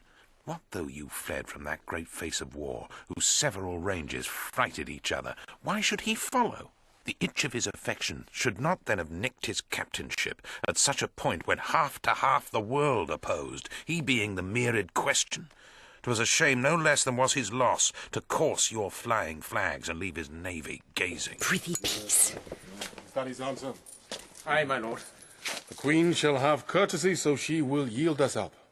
He says so. Let her know it. To the boy Caesar send this grizzled head, and he will fill thy wishes to the brim with principalities. That head, my lord. To him again. Tell him he wears the rose of youth upon him, from which the world should note something particular. His coin, ships, legions may be a coward's, whose ministers would prevail under the service of a child as soon as in the command of Caesar. I dare him, therefore, to lay his gay comparisons apart and answer me declined. Sword against sword. Ourselves alone. I'll write it. Follow me. Yes, like enough. High-battled Caesar would unstate his happiness and be staged to the show against a sworder. I see men's judgments are a parcel of their fortunes, and things outward do draw the inward quality after them to suffer all alike. That he should dream, knowing all measures, the full Caesar will answer his emptiness. Caesar, thou hast subdued his judgment too. A messenger from Caesar. What? No more ceremony? See my women. Against the blown rose may they stop their nose that kneeled unto the buds. Admit him, sir. Mine honesty and I begin to square. The loyalty well held to fools does make our faith mere folly. Yet he that can endure to follow with allegiance a fallen lord does conquer him that did his master conquer, and earns a place i' the story. Caesar's will? Hear it apart. None but friends, say boldly. So happily are they friends to Antony. He needs as many, sir, as Caesar has, or needs not us. If Caesar please, our master will leap to be his friend. For us, you know, whose he is, we are, and that is Caesar's.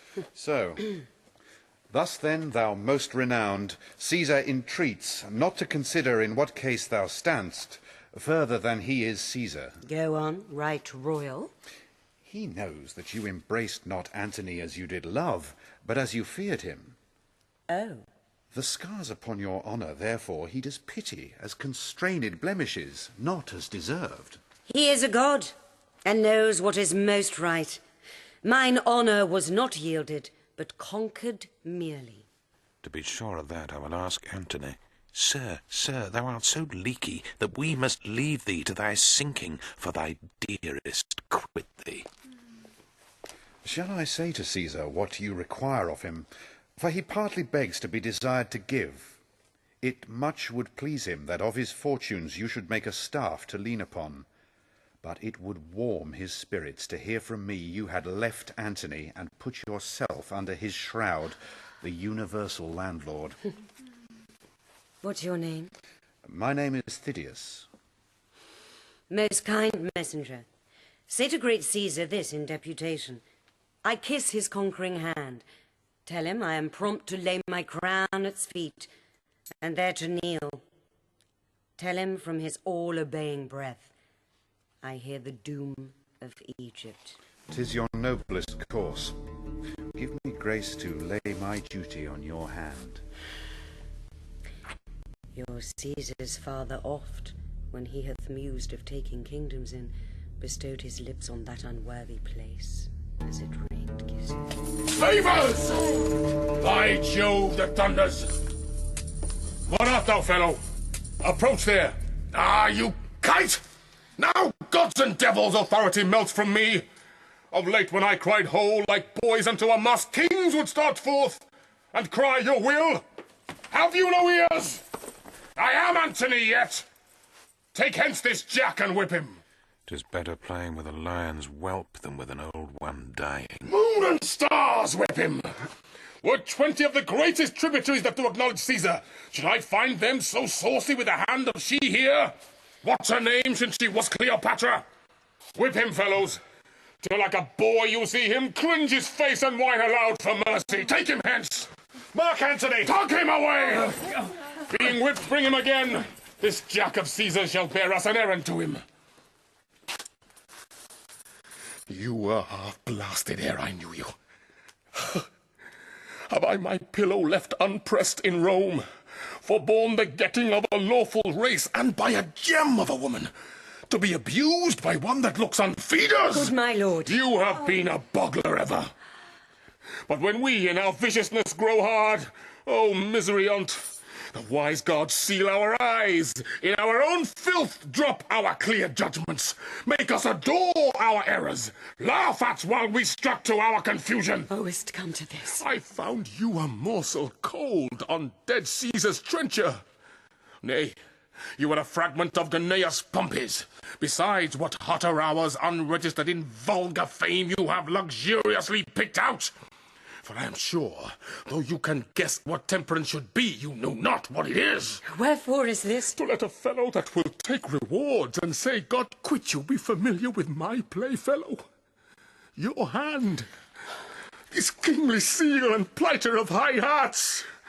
Oh, that I were upon the hill of Basan to outroar the horned herd, for I have savage cause, and to proclaim it civilly were like a haltered neck, which does the hagman thank for being yard about him. Is he whipped? Soundly, my lord. Cried he, and begged a pardon. He did ask favour. If that thy father live, let him repent that thou wast not made his daughter. And be thou sorry to follow Caesar in his triumph, since thou hast been whipped for following him.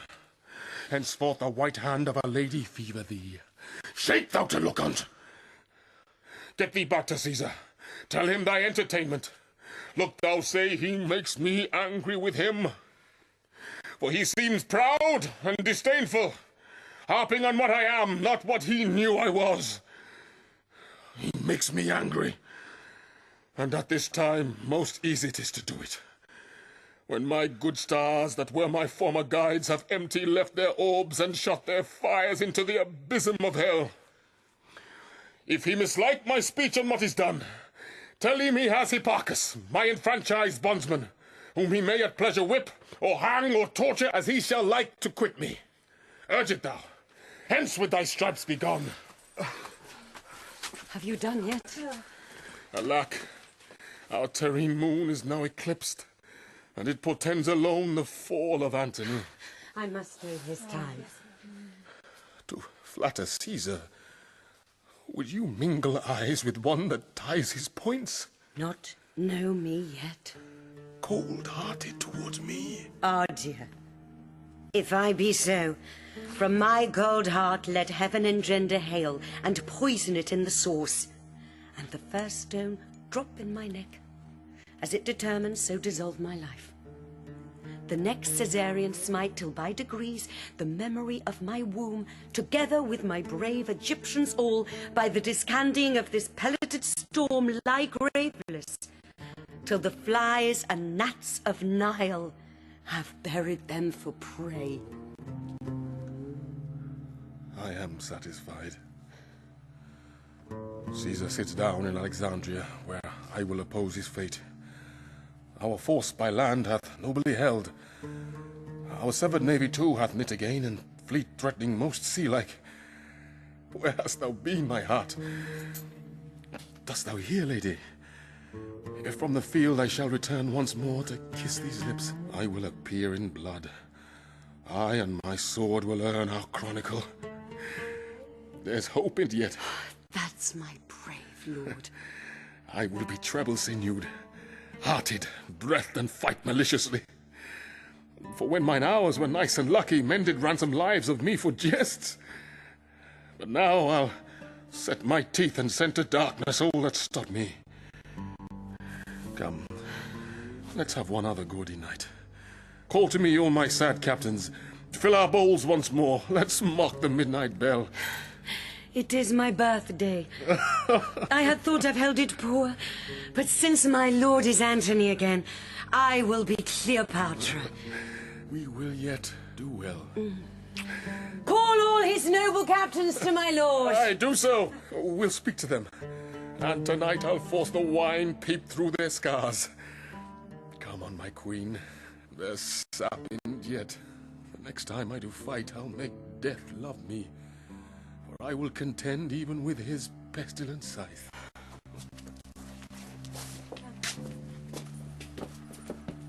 Now he'll outstare the lightning.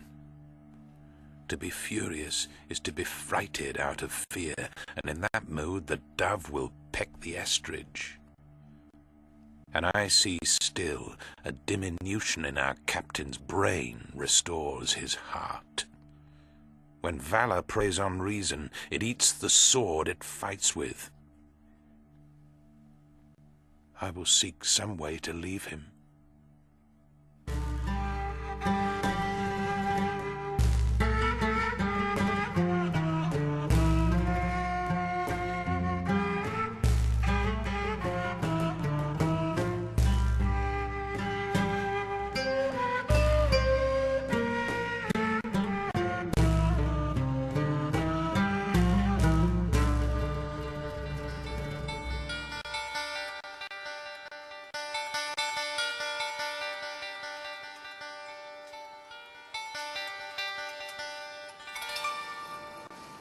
He calls me boy, and chides as he had power to beat me out of Egypt. My messenger he hath whipped with rods, dares me to personal combat Caesar to Antony. Let the old ruffian know I have many other ways to die. Meantime, laugh at his challenge. Caesar must think, when one so great begins to rage, he's hunted even to falling. Give him no breath, but now make boot of his distraction. Never anger made good guard for itself. Let our best heads know that tomorrow, the last of many battles we mean to fight. Within our files there are of those that served Mark Antony but late enough to fetch him in. See it done. And feast the army. We have store to do it, and they have earned the waste. Poor Antony.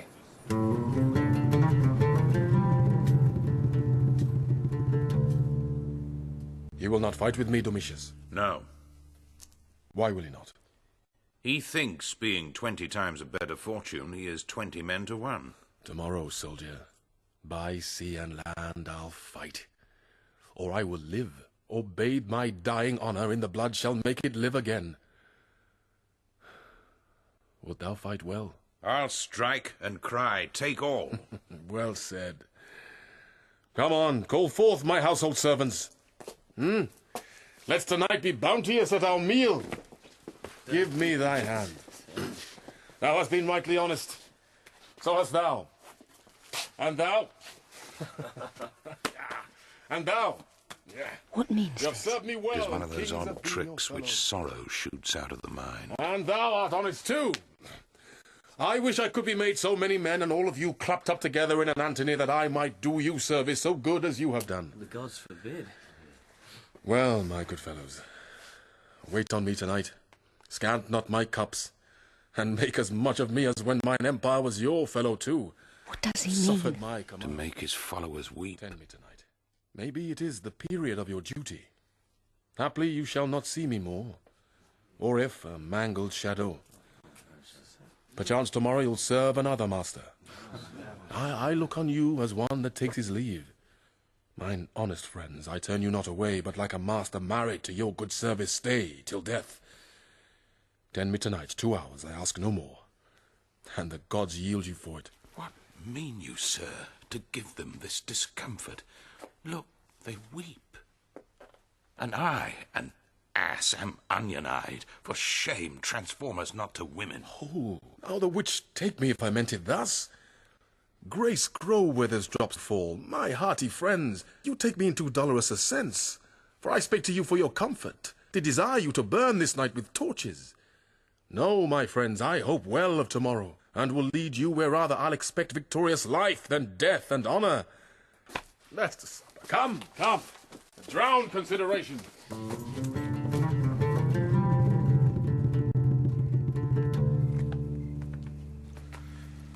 Brother, good night. Tomorrow's the day. It will determine one way. Fare you well. Heard you have nothing strange about the streets? Nothing? What news? Belike 'tis but a rumour. Good night to you. Well, sir, good night. Here we. And if tomorrow our navy thrive, I have an absolute hope our landmen will stand up. 'Tis a brave army and full of purpose. Peace. What noise? List. List. Hark. Music in the air. Under the earth. It sounds well, does it not? No. Peace, I say. What should this mean? 'Tis the god Hercules, whom Antony loved, now leaves him. Walk. Let's see if other watchmen do hear what we do. How now, masters? How now? Oh, no. You hear this? Aye, it's not strange. Follow noise so far as we have quarter.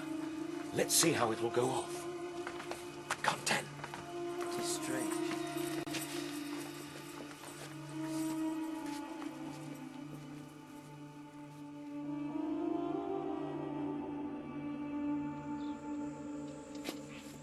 Euros! Mine armor, Euros! Sleep a little. No, my chuck.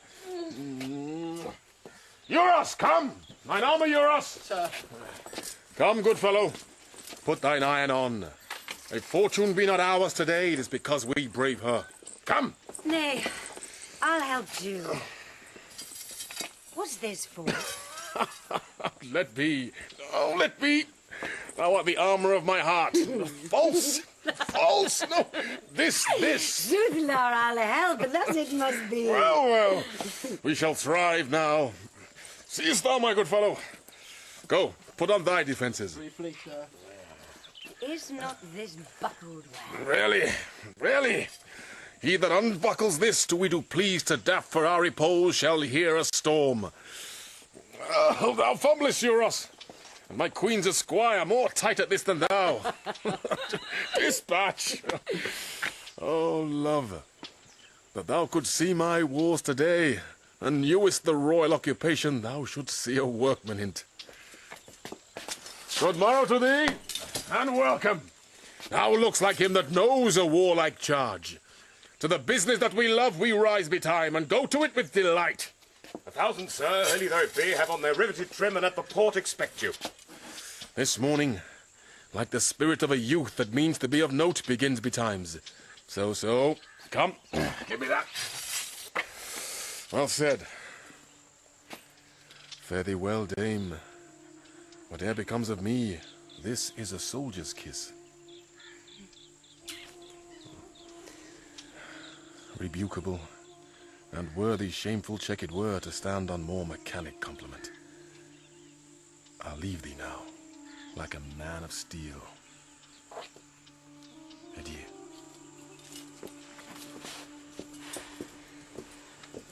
Please you retire to your chamber. Lead me. He goes forth gallantly, that he and Caesar might determine this great war in single fight. Then Antony... But now, well on.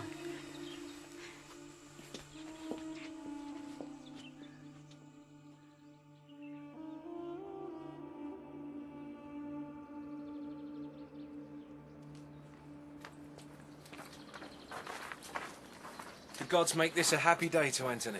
Would thou and those thy scars at once prevail to make me fight at land? Hadst thou done so, the kings that have revolted and the soldier that has this morning left thee would have still followed thy heels. Who's gone this morning? Who? One ever near thee. Call for Enobarbus, he shall not hear thee. Or from Caesar's camp say, I am none of thine. What sayest thou? Sir, he is with Caesar. Sir, his chests and treasure he has not with him. Is he gone? Most certain. Go, Euros, send his treasure after. Do it. Detain no jot, I charge thee. Write to him. I will subscribe gentle adieus and greetings. Say that I wish he never find more cause to change a master. Oh, my fortunes have corrupted honest men. Dispatch. Enobarbus.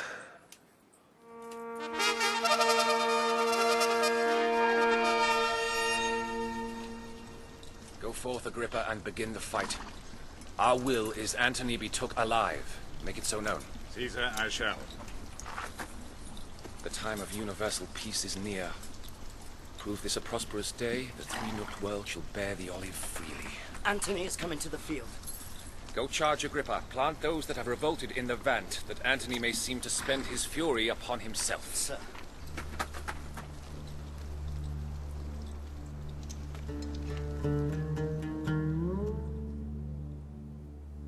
Alexis did revolt. I went to jury on affairs of Antony. There did dissuade great Herod to incline himself to Caesar, and leave his master Antony. For this pains, Caesar hath hanged him. Canidius and the rest that fell away have entertainment, but no honourable trust. I have done ill, of which I do accuse myself so sorely that I will joy no more. Enobarbus, Antony hath after thee sent all thy treasure, with his bounty overplus. The messenger came on my guard, and at thy tent is now unloading of his mules. I give it you. Mock not, Enobarbus, I tell you true. 'Twere best you safe to bring her out of the host. I must attend mine office, I would have done to myself. Your emperor continues still a Jove? I am alone, the villain of the earth, and feel I am so most. O Antony, thou mine of bounty, how wouldst thou have paid my better service when my turpitude thou dost so crown with gold? This blows my heart. If swift thought break it not, A swifter mean shall outstrike thought, but thought will do it, I feel. I fight against thee. No. I will go seek some ditch wherein to die. The foulest best fits my latter part of life.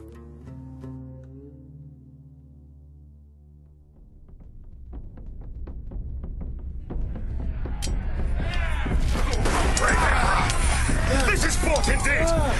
Had we done so first, we had driven them home with clouds about their head! They'll bleach the face! I had a wound here that was like a T, but now it is made an H!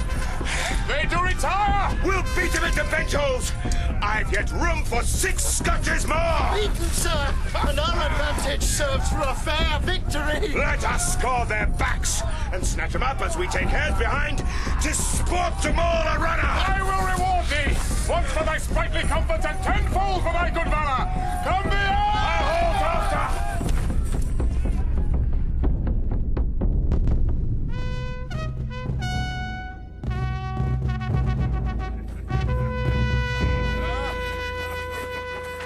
We have beat him to his camp! Run one before, and let the Queen know of our jests. Yes, sir. Tomorrow, before the sun shall cease, we'll spill the blood that has today escaped. I thank you all, for doughty-handed are you, and have fought not as you served the cause, but as had been each man's like mine. You have shown all Hectors. Enter the city, clip your wives, your friends, tell them your feats, whilst they with joyful tears wash the congealment from your wounds and kiss the honoured gashes whole. My lord! Scarlets, come! Come! Give me thy hand. To this great fairy, I'll commend thy acts. Make her thanks bless thee. Oh, thou day of the world! Chain my arm and neck. Leap thou, a tyrant all, through proof of harness to my heart. Lord of lords, oh infinite virtue, comest thou smiling from the world's great snare uncaught? My nightingale, we have beat them to their beds! What, girl? Though grey do something mingle with our younger brown, yet have we a brain that nourishes our nerves and can get goal for goal of youth. Behold this man. Commend unto his lips thy favouring hand. Kiss it, my warrior. He hath fought today as if a god in hate of mankind had destroyed in such a shape. I'll give thee, friend, an armour all of gold. It was a king's. He hath deserved it. Were it carbuncled like holy Phoebus' car. Give me thy hand. Through Alexandria make a jolly march. Bear our targets like the men that owe them. And our great palace the capacity to camp this host. We all would sup together and drink carouses to the next day's fate, which promises royal peril. Trumpeters, with brazen din blast you the city's ear. Make mingle with our rattling tambourines, that heaven and earth may strike their sounds together, applauding our approach.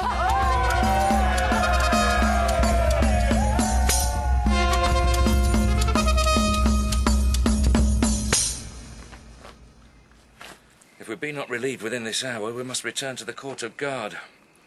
The night is shining, and they say we shall end battle by the 2nd hour of the morn. This last day was a shrewd one to us. Oh, bear me witness, night.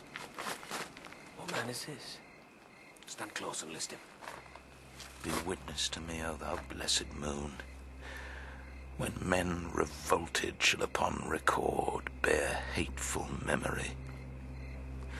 Poor Enobarbus did before thy face repent. Enobarbus, please. Hark further. O sovereign mistress of true melancholy, the poisonous damp of night dispunge upon me. The life, a very rebel to my will, may hang no longer on me. Throw my heart against the flint and hardness of my fault, which, being dried with grief, will break to powder and finish all foul thoughts.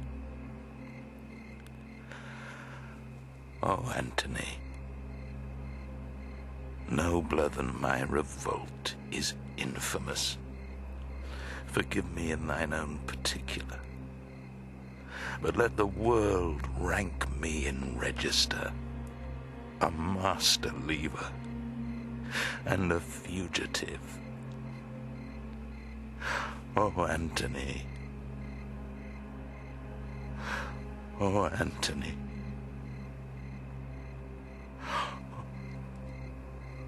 Let's speak to him. Let's hear him. For the things he speaks may concern Caesar. Let's do so. But he sleeps. Swoons, rather. For so bad a prayer as his was never yet for sleep. Go away to him. Awake, sir. Awake. Speak to us. Hear you, sir? The hand of death hath wrought him. Hark, the drums demurely wake the sleepers. Let us bear him to the court of guard. He's of note. Our hour is fully out. Come on, then. He may recover yet.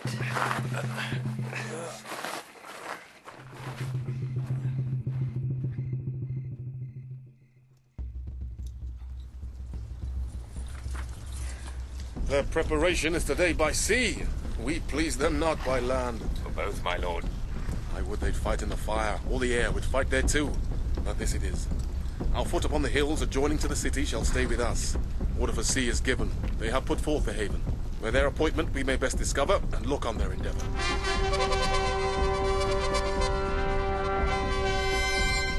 But being charged, we will be still by land, which, as I take it, we shall. For his best force is forth to man his galleys. To the vales, and hold our best advantage.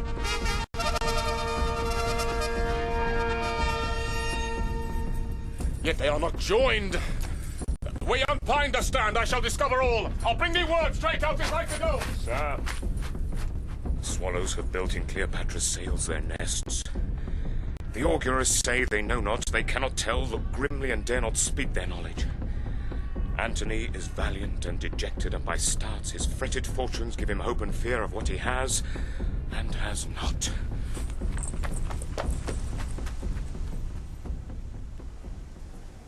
All is lost. This foul Egyptian hath betrayed me. My fleet hath yielded to the foe, and yonder they cast their caps up and carouse together like friends long lost. Triple-turned whore. 'Tis thou hast sold me to this novice, and my heart makes only wars on thee. Bid them all fly. For when I am revenged upon my charm, I have done all. Bid them all fly. Begone! Begone! O sun, thy uprise shall I see no more. Fortune and Antony part here.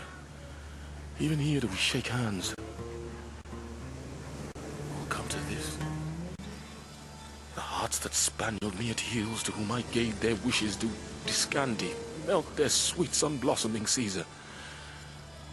And this pine is barked that o'ertop them all. Betrayed I am. Oh, this false soul of Egypt, this grave charm, whose eye becked forth my wars and called them home, whose bosom was my crown at my chief end.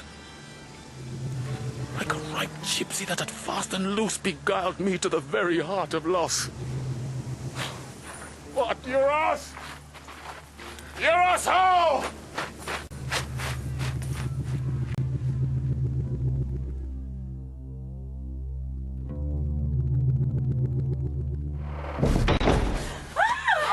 Thou spell of old! Why is my lord enraged against his love? Vanish, or I shall give thee thy deserving, and blemish Caesar's triumph. Let him take thee and hoist thee up to the shouting plebeians. Follow his chariot like the greatest spot of all thy sex. Most monster-like be shown for poorest diminutives, for dolts, and let patient Octavia plough thy visage up with her prepared nails. Your charm, your highness, away!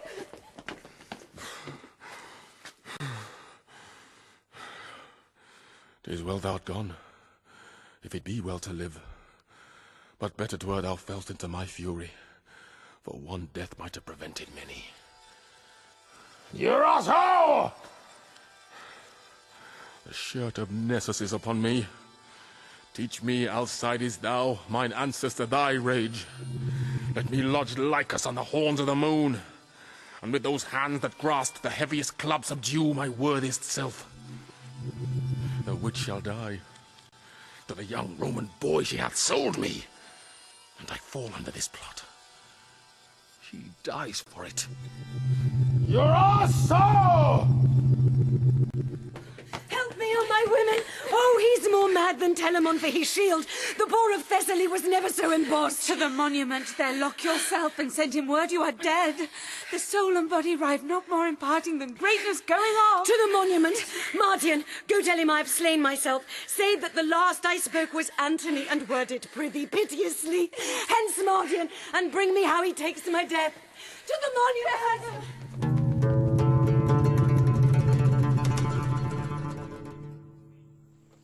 Euros, thou yet beholdst me. Aye, noble lord. Sometime we see a cloud that's dragonish, a vapour sometime, like a bear or lion, a towered citadel, a pendant rock, a forked mountain, all blue promontory with trees upon't, that nod unto the world and mock our eyes with air. Thou hast seen these signs. They are black Vesper's pageants. Aye, my lord. That which is now a horse, even with a thought the rack dislimbs, and makes it indistinct, as water is in water. It does, my lord. My good knave Euros, now thy captain is even such a body. Here I am, Antony, yet cannot hold this visible shape. My knave, I made these wars for Egypt, and the queen whose heart I thought I had. For she had mine, which whilst it was mine, had annexed unto it 1,000,000 more, now lost.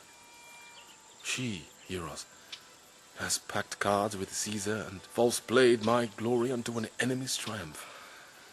Nay, weep not, gentle Euros. There is left us ourselves to end ourselves.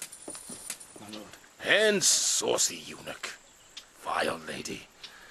She hath robbed me of my sword. No, Antony. My mistress loved thee, and her fortunes mingled with thine in time. Peace. She hath betrayed me, and shall die the death. Death of one person can be paid but once, and that she has discharged. What thou wouldst do is done unto thy hand. The last she spake was Antony, most noble Antony. Then in the midst a tearing groan did break the name of Antony. It was divided between her heart and lips. She rendered life, thy name so buried in her. Dead then? Dead.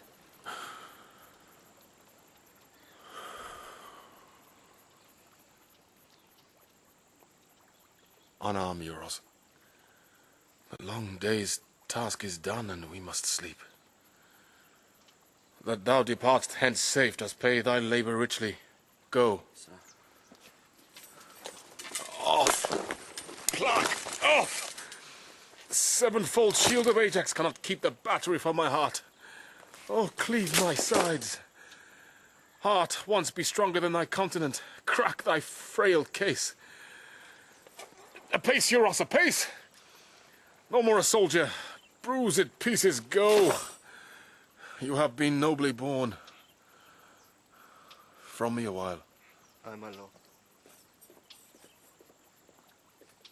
I will overtake thee, Cleopatra, and weep for my pardon. So it must be, for now all length is torture, since the torch is out. Lie down and strain no farther. Now all labour mars what it does, yea, very force entangles itself with strength. Seal then, and all is done. Euros! I come, my queen. Euros! Stay for me. Where souls do couch on flowers, we'll hand in hand, and with our sprightly port make the ghosts gaze. Dido and her Aeneas shall want troops, and all the haunt be ours. Come, Euros! What would my lord? Since Cleopatra died, I have lived in such dishonor that the gods detest my baseness. I, that with my sword courted the world and o'er green Neptune's back with ships made cities, condemn myself to lack the courage of a woman. Less noble mind than she, which by her death our Caesar tells I am conqueror of myself. Thou art sworn, Euros, that when the exigent should come, which now is come indeed, when I should see behind me the inevitable prosecution of disgrace and horror, that on my command thou then wouldst kill me. Do it. The time has come. Thou strikest not me, 'tis Caesar thou defeatest. Put colour in thy cheek. The gods withhold me.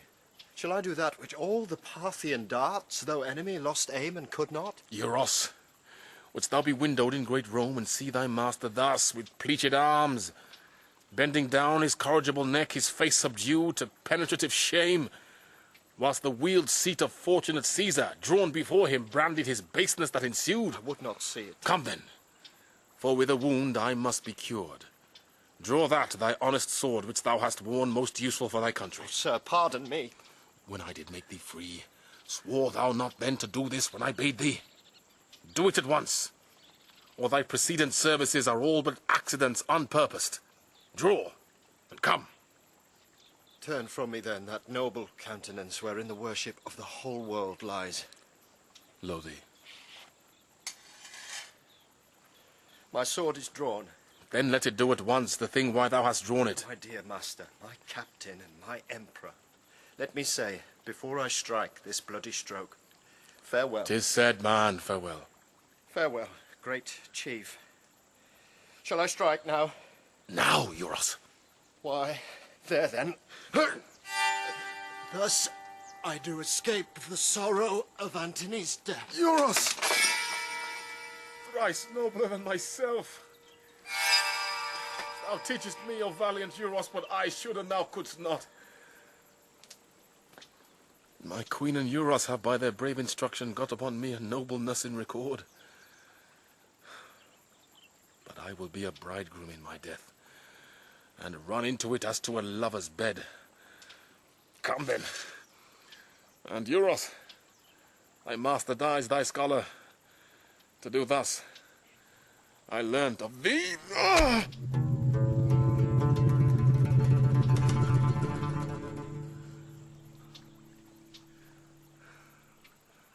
How? Not dead. Not dead. The guards! Oh! Dispatch me! What's the noise? Oh, I have done my work ill, friends. Oh, make an end of what I have begun. The star has fallen, and time is at his period. Alas. Let him that loves me strike me dead. Not I. Nor anyone. Thy death and fortunes bid thy followers fly. This sword, but shown to Caesar with this tidings, shall enter me with him. Where's Antony? There, Diomed, there. Lives he? Will thou not answer, man? Art thou there, Diomed? Draw thy sword and give me sufficing strokes for death. Most absolute lord, my mistress Cleopatra sent me to thee. When did she send thee? Now, my lord. Where is she? Locked in her monument. Ah. She had a prophesying fear of what hath come to pass. For when she saw which never shall be found, you did suspect she had disposed with Caesar, and that your rage would not be purged. She sent you word she was dead. But, fearing since how it might work, hath sent me to proclaim the truth. And I am come, I dread, too late. Too late. Good Diomed, call my guard, I prithee. What ho! The Emperor's guard!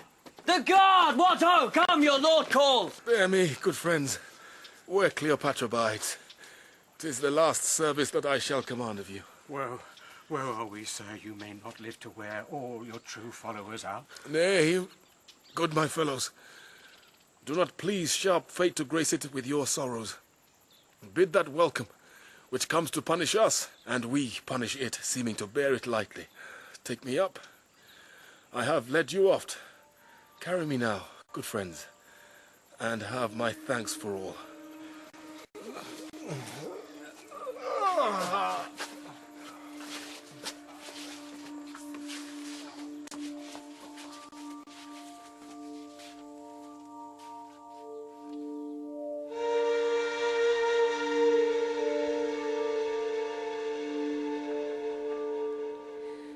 Oh, Charmian, I will never go from hence. Be comforted, dear madam. No, I will not. All strange and terrible events are welcome, but comforts we despise. Our sighs of sorrow proportioned to our cause must be as great as that which makes it. How now? Is he dead? His death's upon him, but not dead. Look out the other side your monument. His guard hath brought him thither.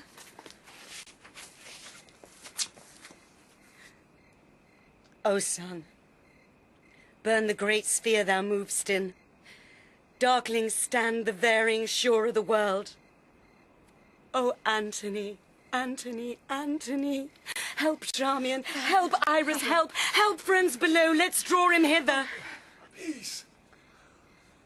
Not Caesar's valor hath o'erthrown Antony, but Antony hath triumphed on itself. So it should be that none but Antony should conquer Antony, but woe 'tis so.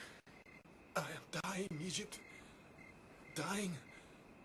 Only I hear importune death a while, until of many thousand kisses, the poor last I lay upon thy lips. I dare not, dear. Dear my lord, pardon, I dare not, lest I be taken. Not the imperious show of the full fortune Caesar ever shall be broached with me. If knife, drug, serpents have edge, sting, or operation, I am safe.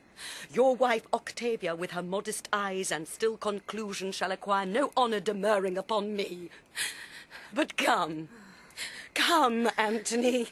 Help me, my women. We must draw thee up. Assist, good friends. Quick, or I am gone.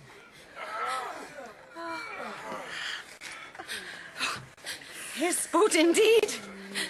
How heavy weighs my lord. Our strength is all gone into heaviness that makes the weight. Had I great Juno's power, the strong-winged Mercury should fetch thee up and set thee by Jove's side. Yet come a little. Wishes wherever falls. Oh, come. Oh, and welcome, welcome.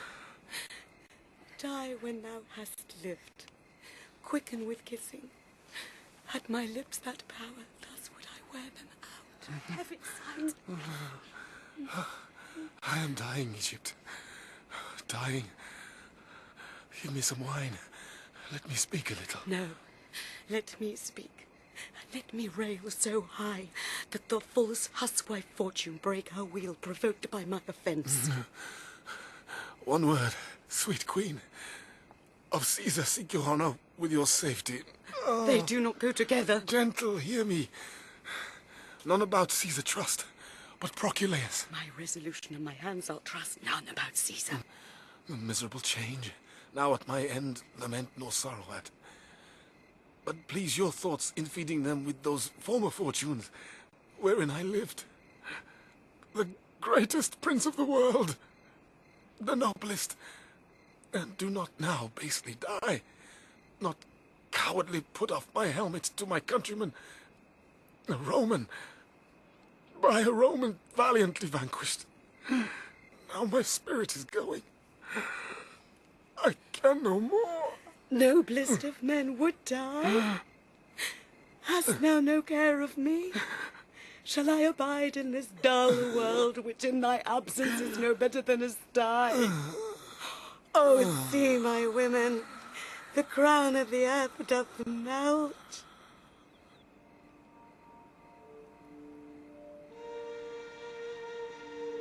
My lord,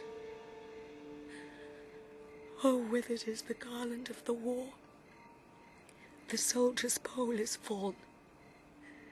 Young boys and girls are level now with men. The odds is gone. And there is nothing left remarkable beneath the visiting moon. Oh, quietness, lady. She's dead to us, of lady. Madam, Royal Egypt, Empress. Peace, Please, Iris.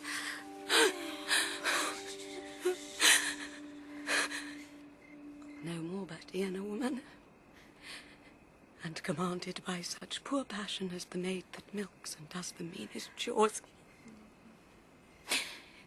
It were for me to throw my sceptre at the injurious gods, to tell them that this world did equal theirs till they had stolen our jewel. All's but naught. Patience is sottish, and impatience does become a dog that's mad.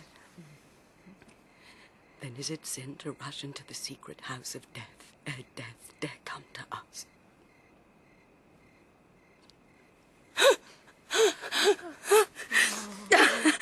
How do you women? What good cheer? Why, how now, charming, my noble girls. Oh, women, look. Our lamp is spent. It's out. Good sirs, take heart. We'll bury him. And then, what's brave? What's noble? Let's do it after the high Roman fashion and make death proud to take us. Come, away. This case of that huge spirit now is called. Go, women, women. Come. We have no friend but resolution. And the briefest end.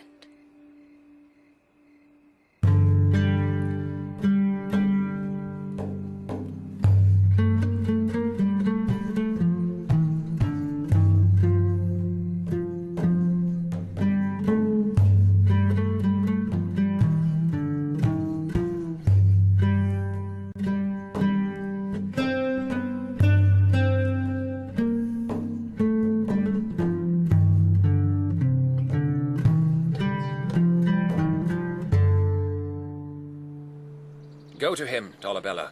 Bid him yield. Being so frustrate, tell him he mocks the pauses that he makes. Caesar, I shall. Hold there! Wherefore is that?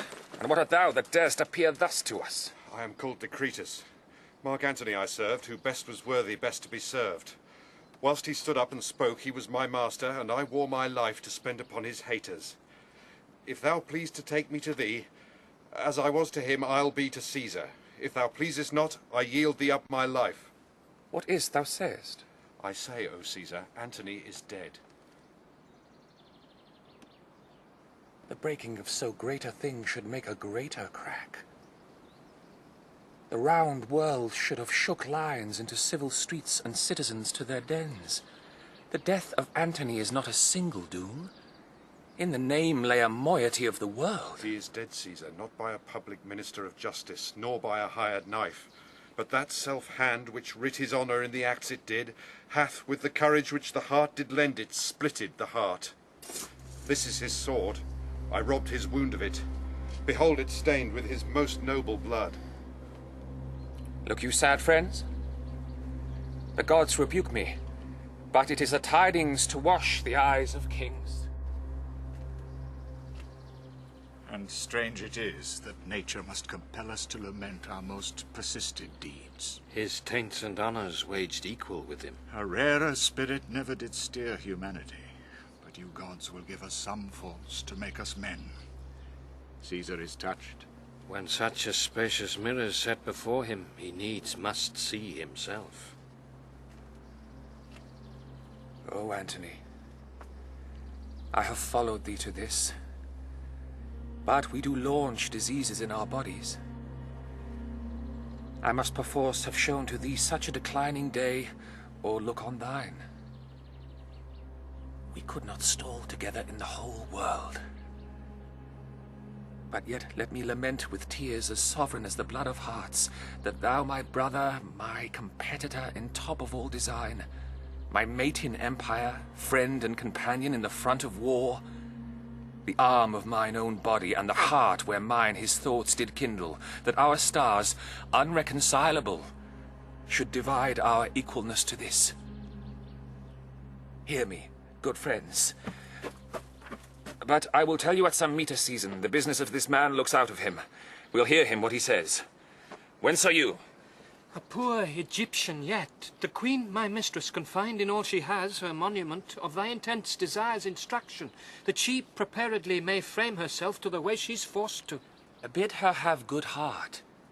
She soon shall know of us, by some of ours, how honourable and how kindly we determine for her. For Caesar cannot live to be ungentle. So the gods preserve thee. Come hither, Proculus. Go and say, we purpose her no shame. Give her what comforts the quality of her passion shall require, lest in her greatness, by some mortal stroke, she do defeat us. For her life in Rome would be eternal in our triumph. Go, and with your speediest bring us what she says and how you find of her. Caesar, I shall. Gallus, go you along. Sir. Where's Dolabella to second Proculeus? Dolabella! Let him alone, for I remember now how he's employed. He shall in time be ready. Go with me to my tent, where you shall see how hardly I was drawn into this war, how calm and gentle I proceeded still in all my writings. Go with me and see what I can show in this.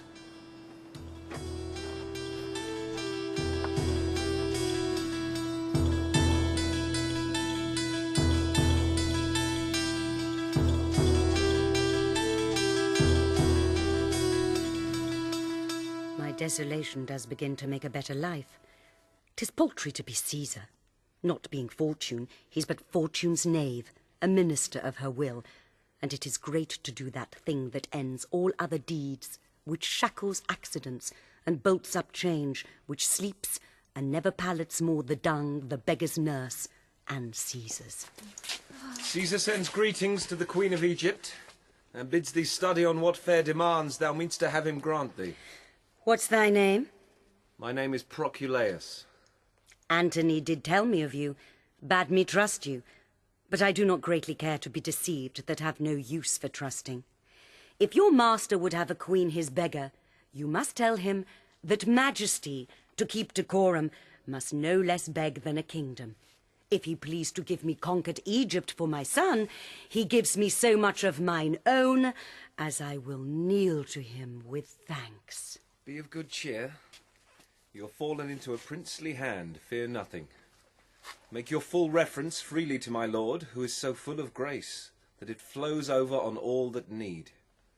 Let me report to him your sweet dependency, and you shall find a conqueror that will pray in aid for kindness where he for grace is kneeled to. Pray you tell him I am his Fortune's vassal, and I send him the greatness he has got. I hourly learn a doctrine of obedience, and would gladly look him in the face. This I'll report, dear lady. Have comfort, for I know your plight is pitied of him that caused it.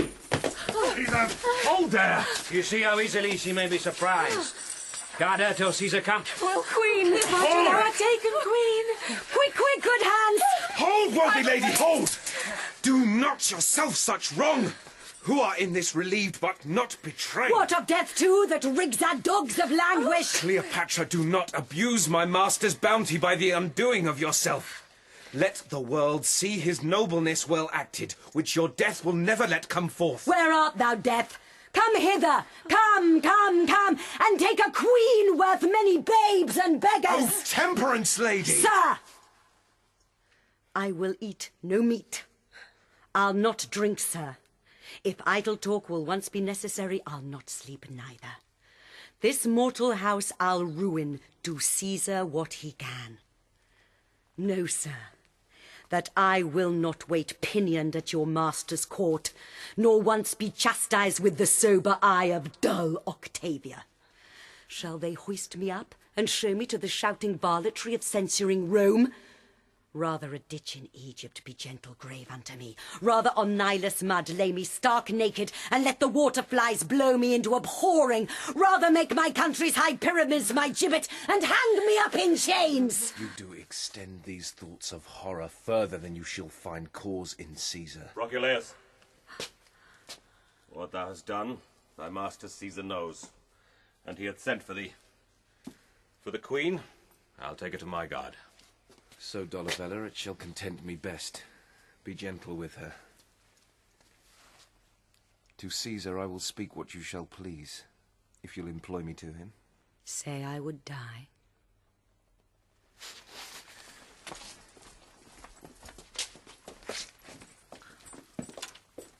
Most noble Empress, you have heard of me.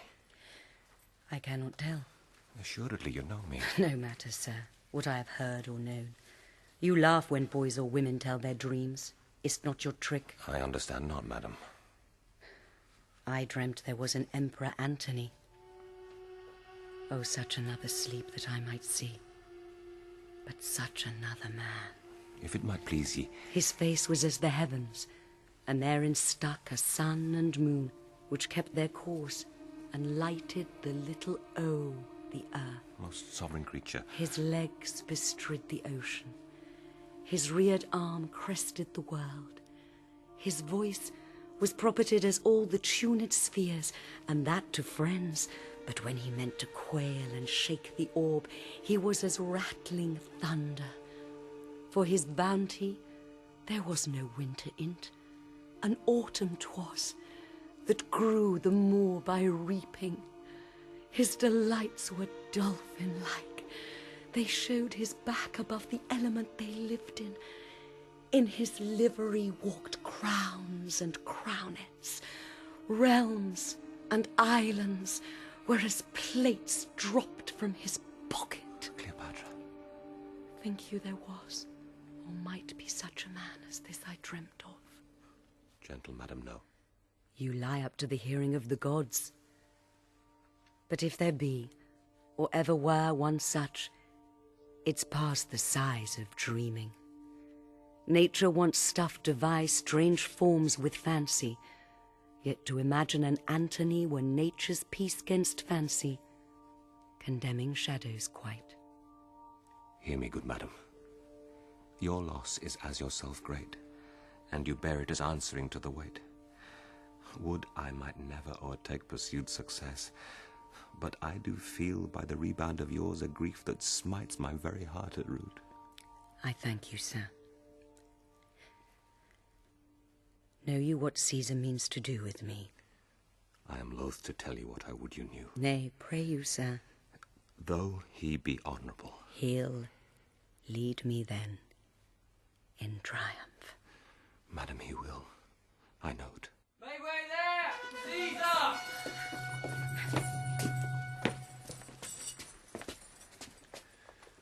Which is the Queen of Egypt? It is the Emperor, madam. Arise, you shall not kneel. I pray you rise. Rise, Egypt. Sir, the gods will have it thus. My master and my lord I must obey. Take to you no hard thoughts. The record of what injuries you did us, though written in our flesh, we shall remember as things but done by chance. So, sir of the world, I cannot project mine own cause so well to make it clear, but do confess I have been laden with like frailties, which before have often shamed our sex. Cleopatra, no. We will extenuate rather than enforce.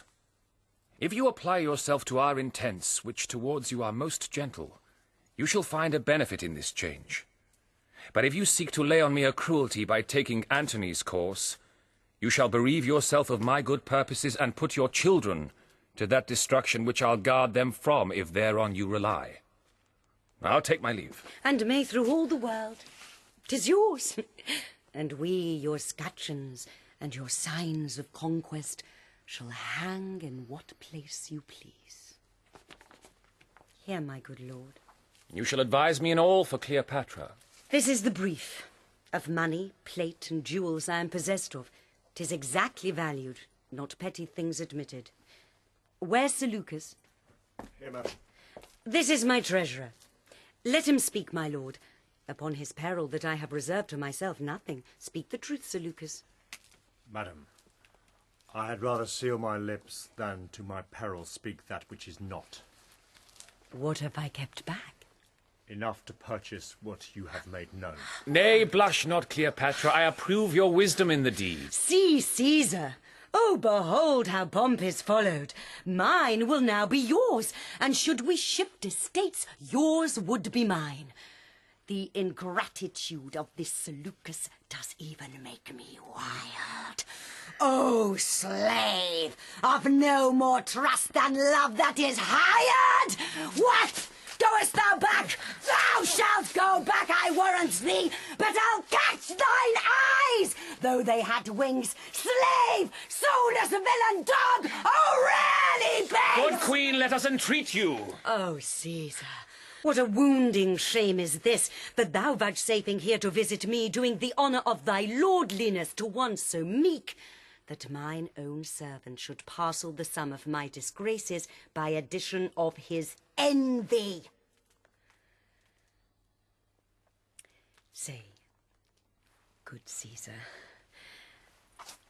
that I some lady trifles have reserved, immiment toys, things of such dignity as we greet modern friends withal, and say, some nobler token I have kept apart for Livia and Octavia, to induce their mediation. Must I be unfolded with one that I have bred? The gods, it smites me beneath the fall I have. Prithee go hence, or I shall show the cinders of my spirits through the ashes of my chance. Wert thou a man, thou wouldst have mercy on me! Forbear, Seleucus. Be it known that we, the greatest, are misthought for things that others do, and when we fall, we answer others' merits in our name, are therefore to be pitied. Cleopatra, not what you have reserved, nor what acknowledged put we in the role of conquest. Still be it yours. Bestow it at your pleasure, and believe Caesar's no merchant to make prize with you of things that merchants sold. Therefore be cheered. Make not your thoughts your prisons, no, dear queen, for we intend so to dispose you as yourself shall give us counsel. Feed and sleep. Our care and pity is so much upon you that we remain your friend. And so, adieu. My master and my lord. Not so, adieu.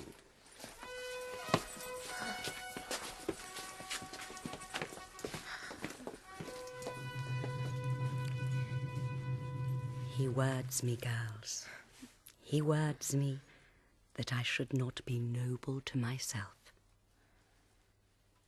But hark thee, Charmian.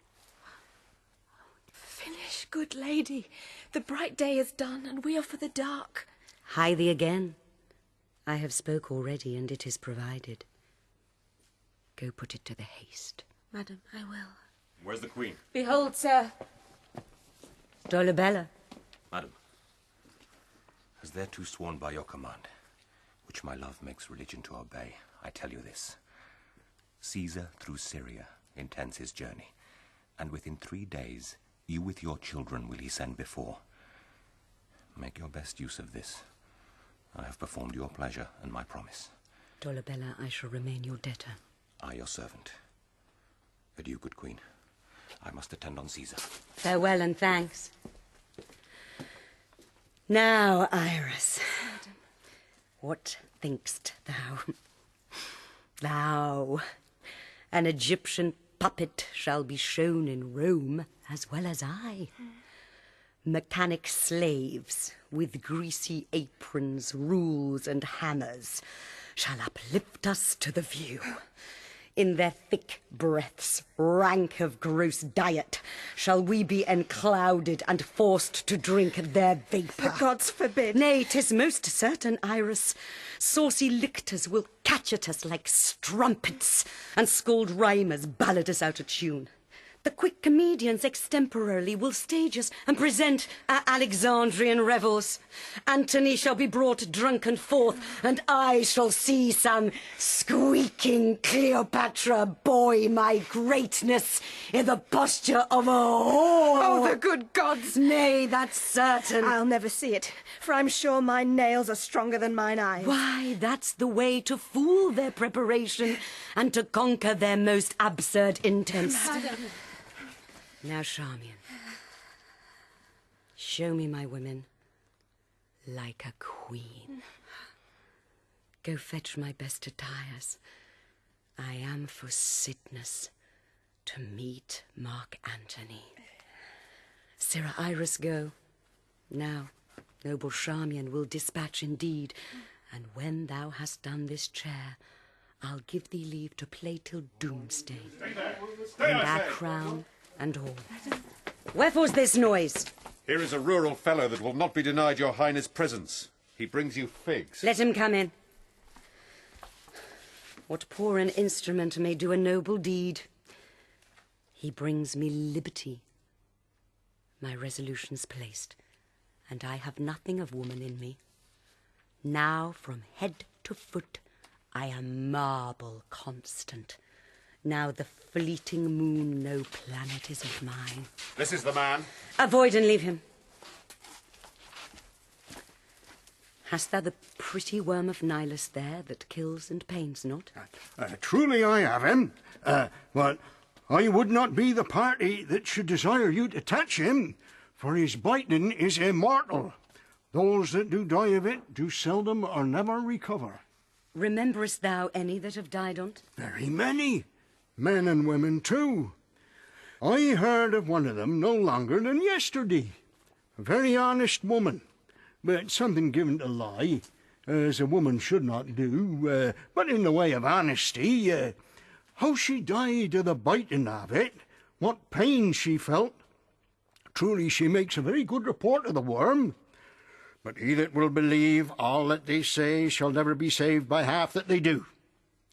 But this is most fallible. The worm's an odd worm. Get thee hence, farewell. I wish you all the joy of the worm. Farewell. You must think this, look you, that the worm will do his kind. Aye, farewell. Look you, the worm is not to be trusted, but in the keeping of wise people, for indeed there is no goodness in the worm. Take thou no care, it shall be heeded. Very good. Give it nothing, I pray you, for it is not worth the feeding. Will it eat me? You must not think I am so simple, but I know the devil himself will not eat a woman. I know that a woman is a dish for the gods, if the devil dress her not. But truly, these same whoreson devils do the gods great harm in their women. For in every 10 that they make, the devils mar 5. Well, get thee gone. Farewell. Yes, forsooth. I wish you joy of the worm. Give me my robe. Put on my crown. I have immortal longings in me. Now no more the juice of Egypt's grape shall moist this lip. Yeah, good Iris. Quick. Methinks I hear Antony call. I see him rouse himself to praise my noble act. I hear him mock the luck of Caesar, which the gods give men to excuse their after wrath. Husband, I come. Now to that name my courage prove my title. I am fire and air, my other elements I give to baser life. So, have you done? Come then, and take the last warmth of my lips. Farewell, kind Charmian. Iris, long farewell. Iris! Have I the aspic in my lips? Dost fall? If thou and nature can so gently part, the stroke of death is as a lover's pinch which hurts and is desired. Dost thou lie still? If thus thou vanishest, thou tell'st the world it is not worth leave-taking. Dissolve thick cloud and rain, that I may say the gods themselves do weep. This proves me base. If she first meet the curled Antony, he'll make demand of her and spend that kiss which is my heaven to have. Come, thou mortal wretch, with thy sharp teeth, this knot intrinsicate of life at once untie. Poor venomous fool, be angry and dispatch. Oh, couldst thou speak, that I might hear thee call great Caesar ass unpoliced? Oh, eastern star! Peace, peace. Dost thou not see my baby at my breast, that sucks the nurse's sleep? Oh, break, oh, break! As sweet as balm, as soft as air, as gentle. Oh, Antony. Nay, I will take thee too. What? Should I stay? In this vile world, so fare thee well. Now boast thee death in thy possession lies, alas, unparalleled. Downy windows close, and golden Phoebus never be beheld of eyes again so royal. Your crown's awry. I'll mend it, and then play. Where's the Queen? Speak softly. Wake her not. Caesar hath sent... Too slow a messenger. Come apace. Dispatch. I partly feel thee. Approach! Ho! All's not well! Caesar's beguiled! There's Colabella sent from Caesar. Call him! Colabella! What work is here, Charmian? Is this well done? It is well done, and fitting for a princess descended of so many royal kings. Soldiers! How goes it here? All dead! Caesar, thy thoughts touch their effects in this. Thyself at coming to see performed the dreaded act which thou so soughtst to hinder. Away there! Away for Caesar! Oh, sir, you are too sure an augurer. That you did fear is done. Bravest at the last. She levelled at our purposes, and being royal, took her own way. The manner of their deaths, I do not see them bleed. Who was last with them? A simple countryman that brought her figs. This was his basket. Poison, then. Oh, Caesar, this Charmian lived but now. She stood and spake. I found her trimming up the diadem of her dead mistress. Tremblingly she stood, and on the sudden dropped. O noble weakness! If they had swallowed poison, 'twould appear by external swelling, but she looks like sleep, as she would catch another Antony in her strong toil of grace. Here on her breast there is a vent of blood, and something blown. The like is on her arm. This is an asp's trail, and these fig leaves have slime upon them, such as the asp leaves upon the caves of Nile. Most probable that so she died, for her physician tells me she hath pursued conclusions infinite of easy ways to die. Take up her bed, and bear her women from the monument. She shall be buried by her Antony. No grave upon the earth shall clip in it a pair so famous. High events as these strike those that make them, and their story is no less in pity than his glory which brought them to be lamented. Our army shall, in solemn show, attend this funeral, and then to Rome. Come, Dolabella, see high order in this great solemnity.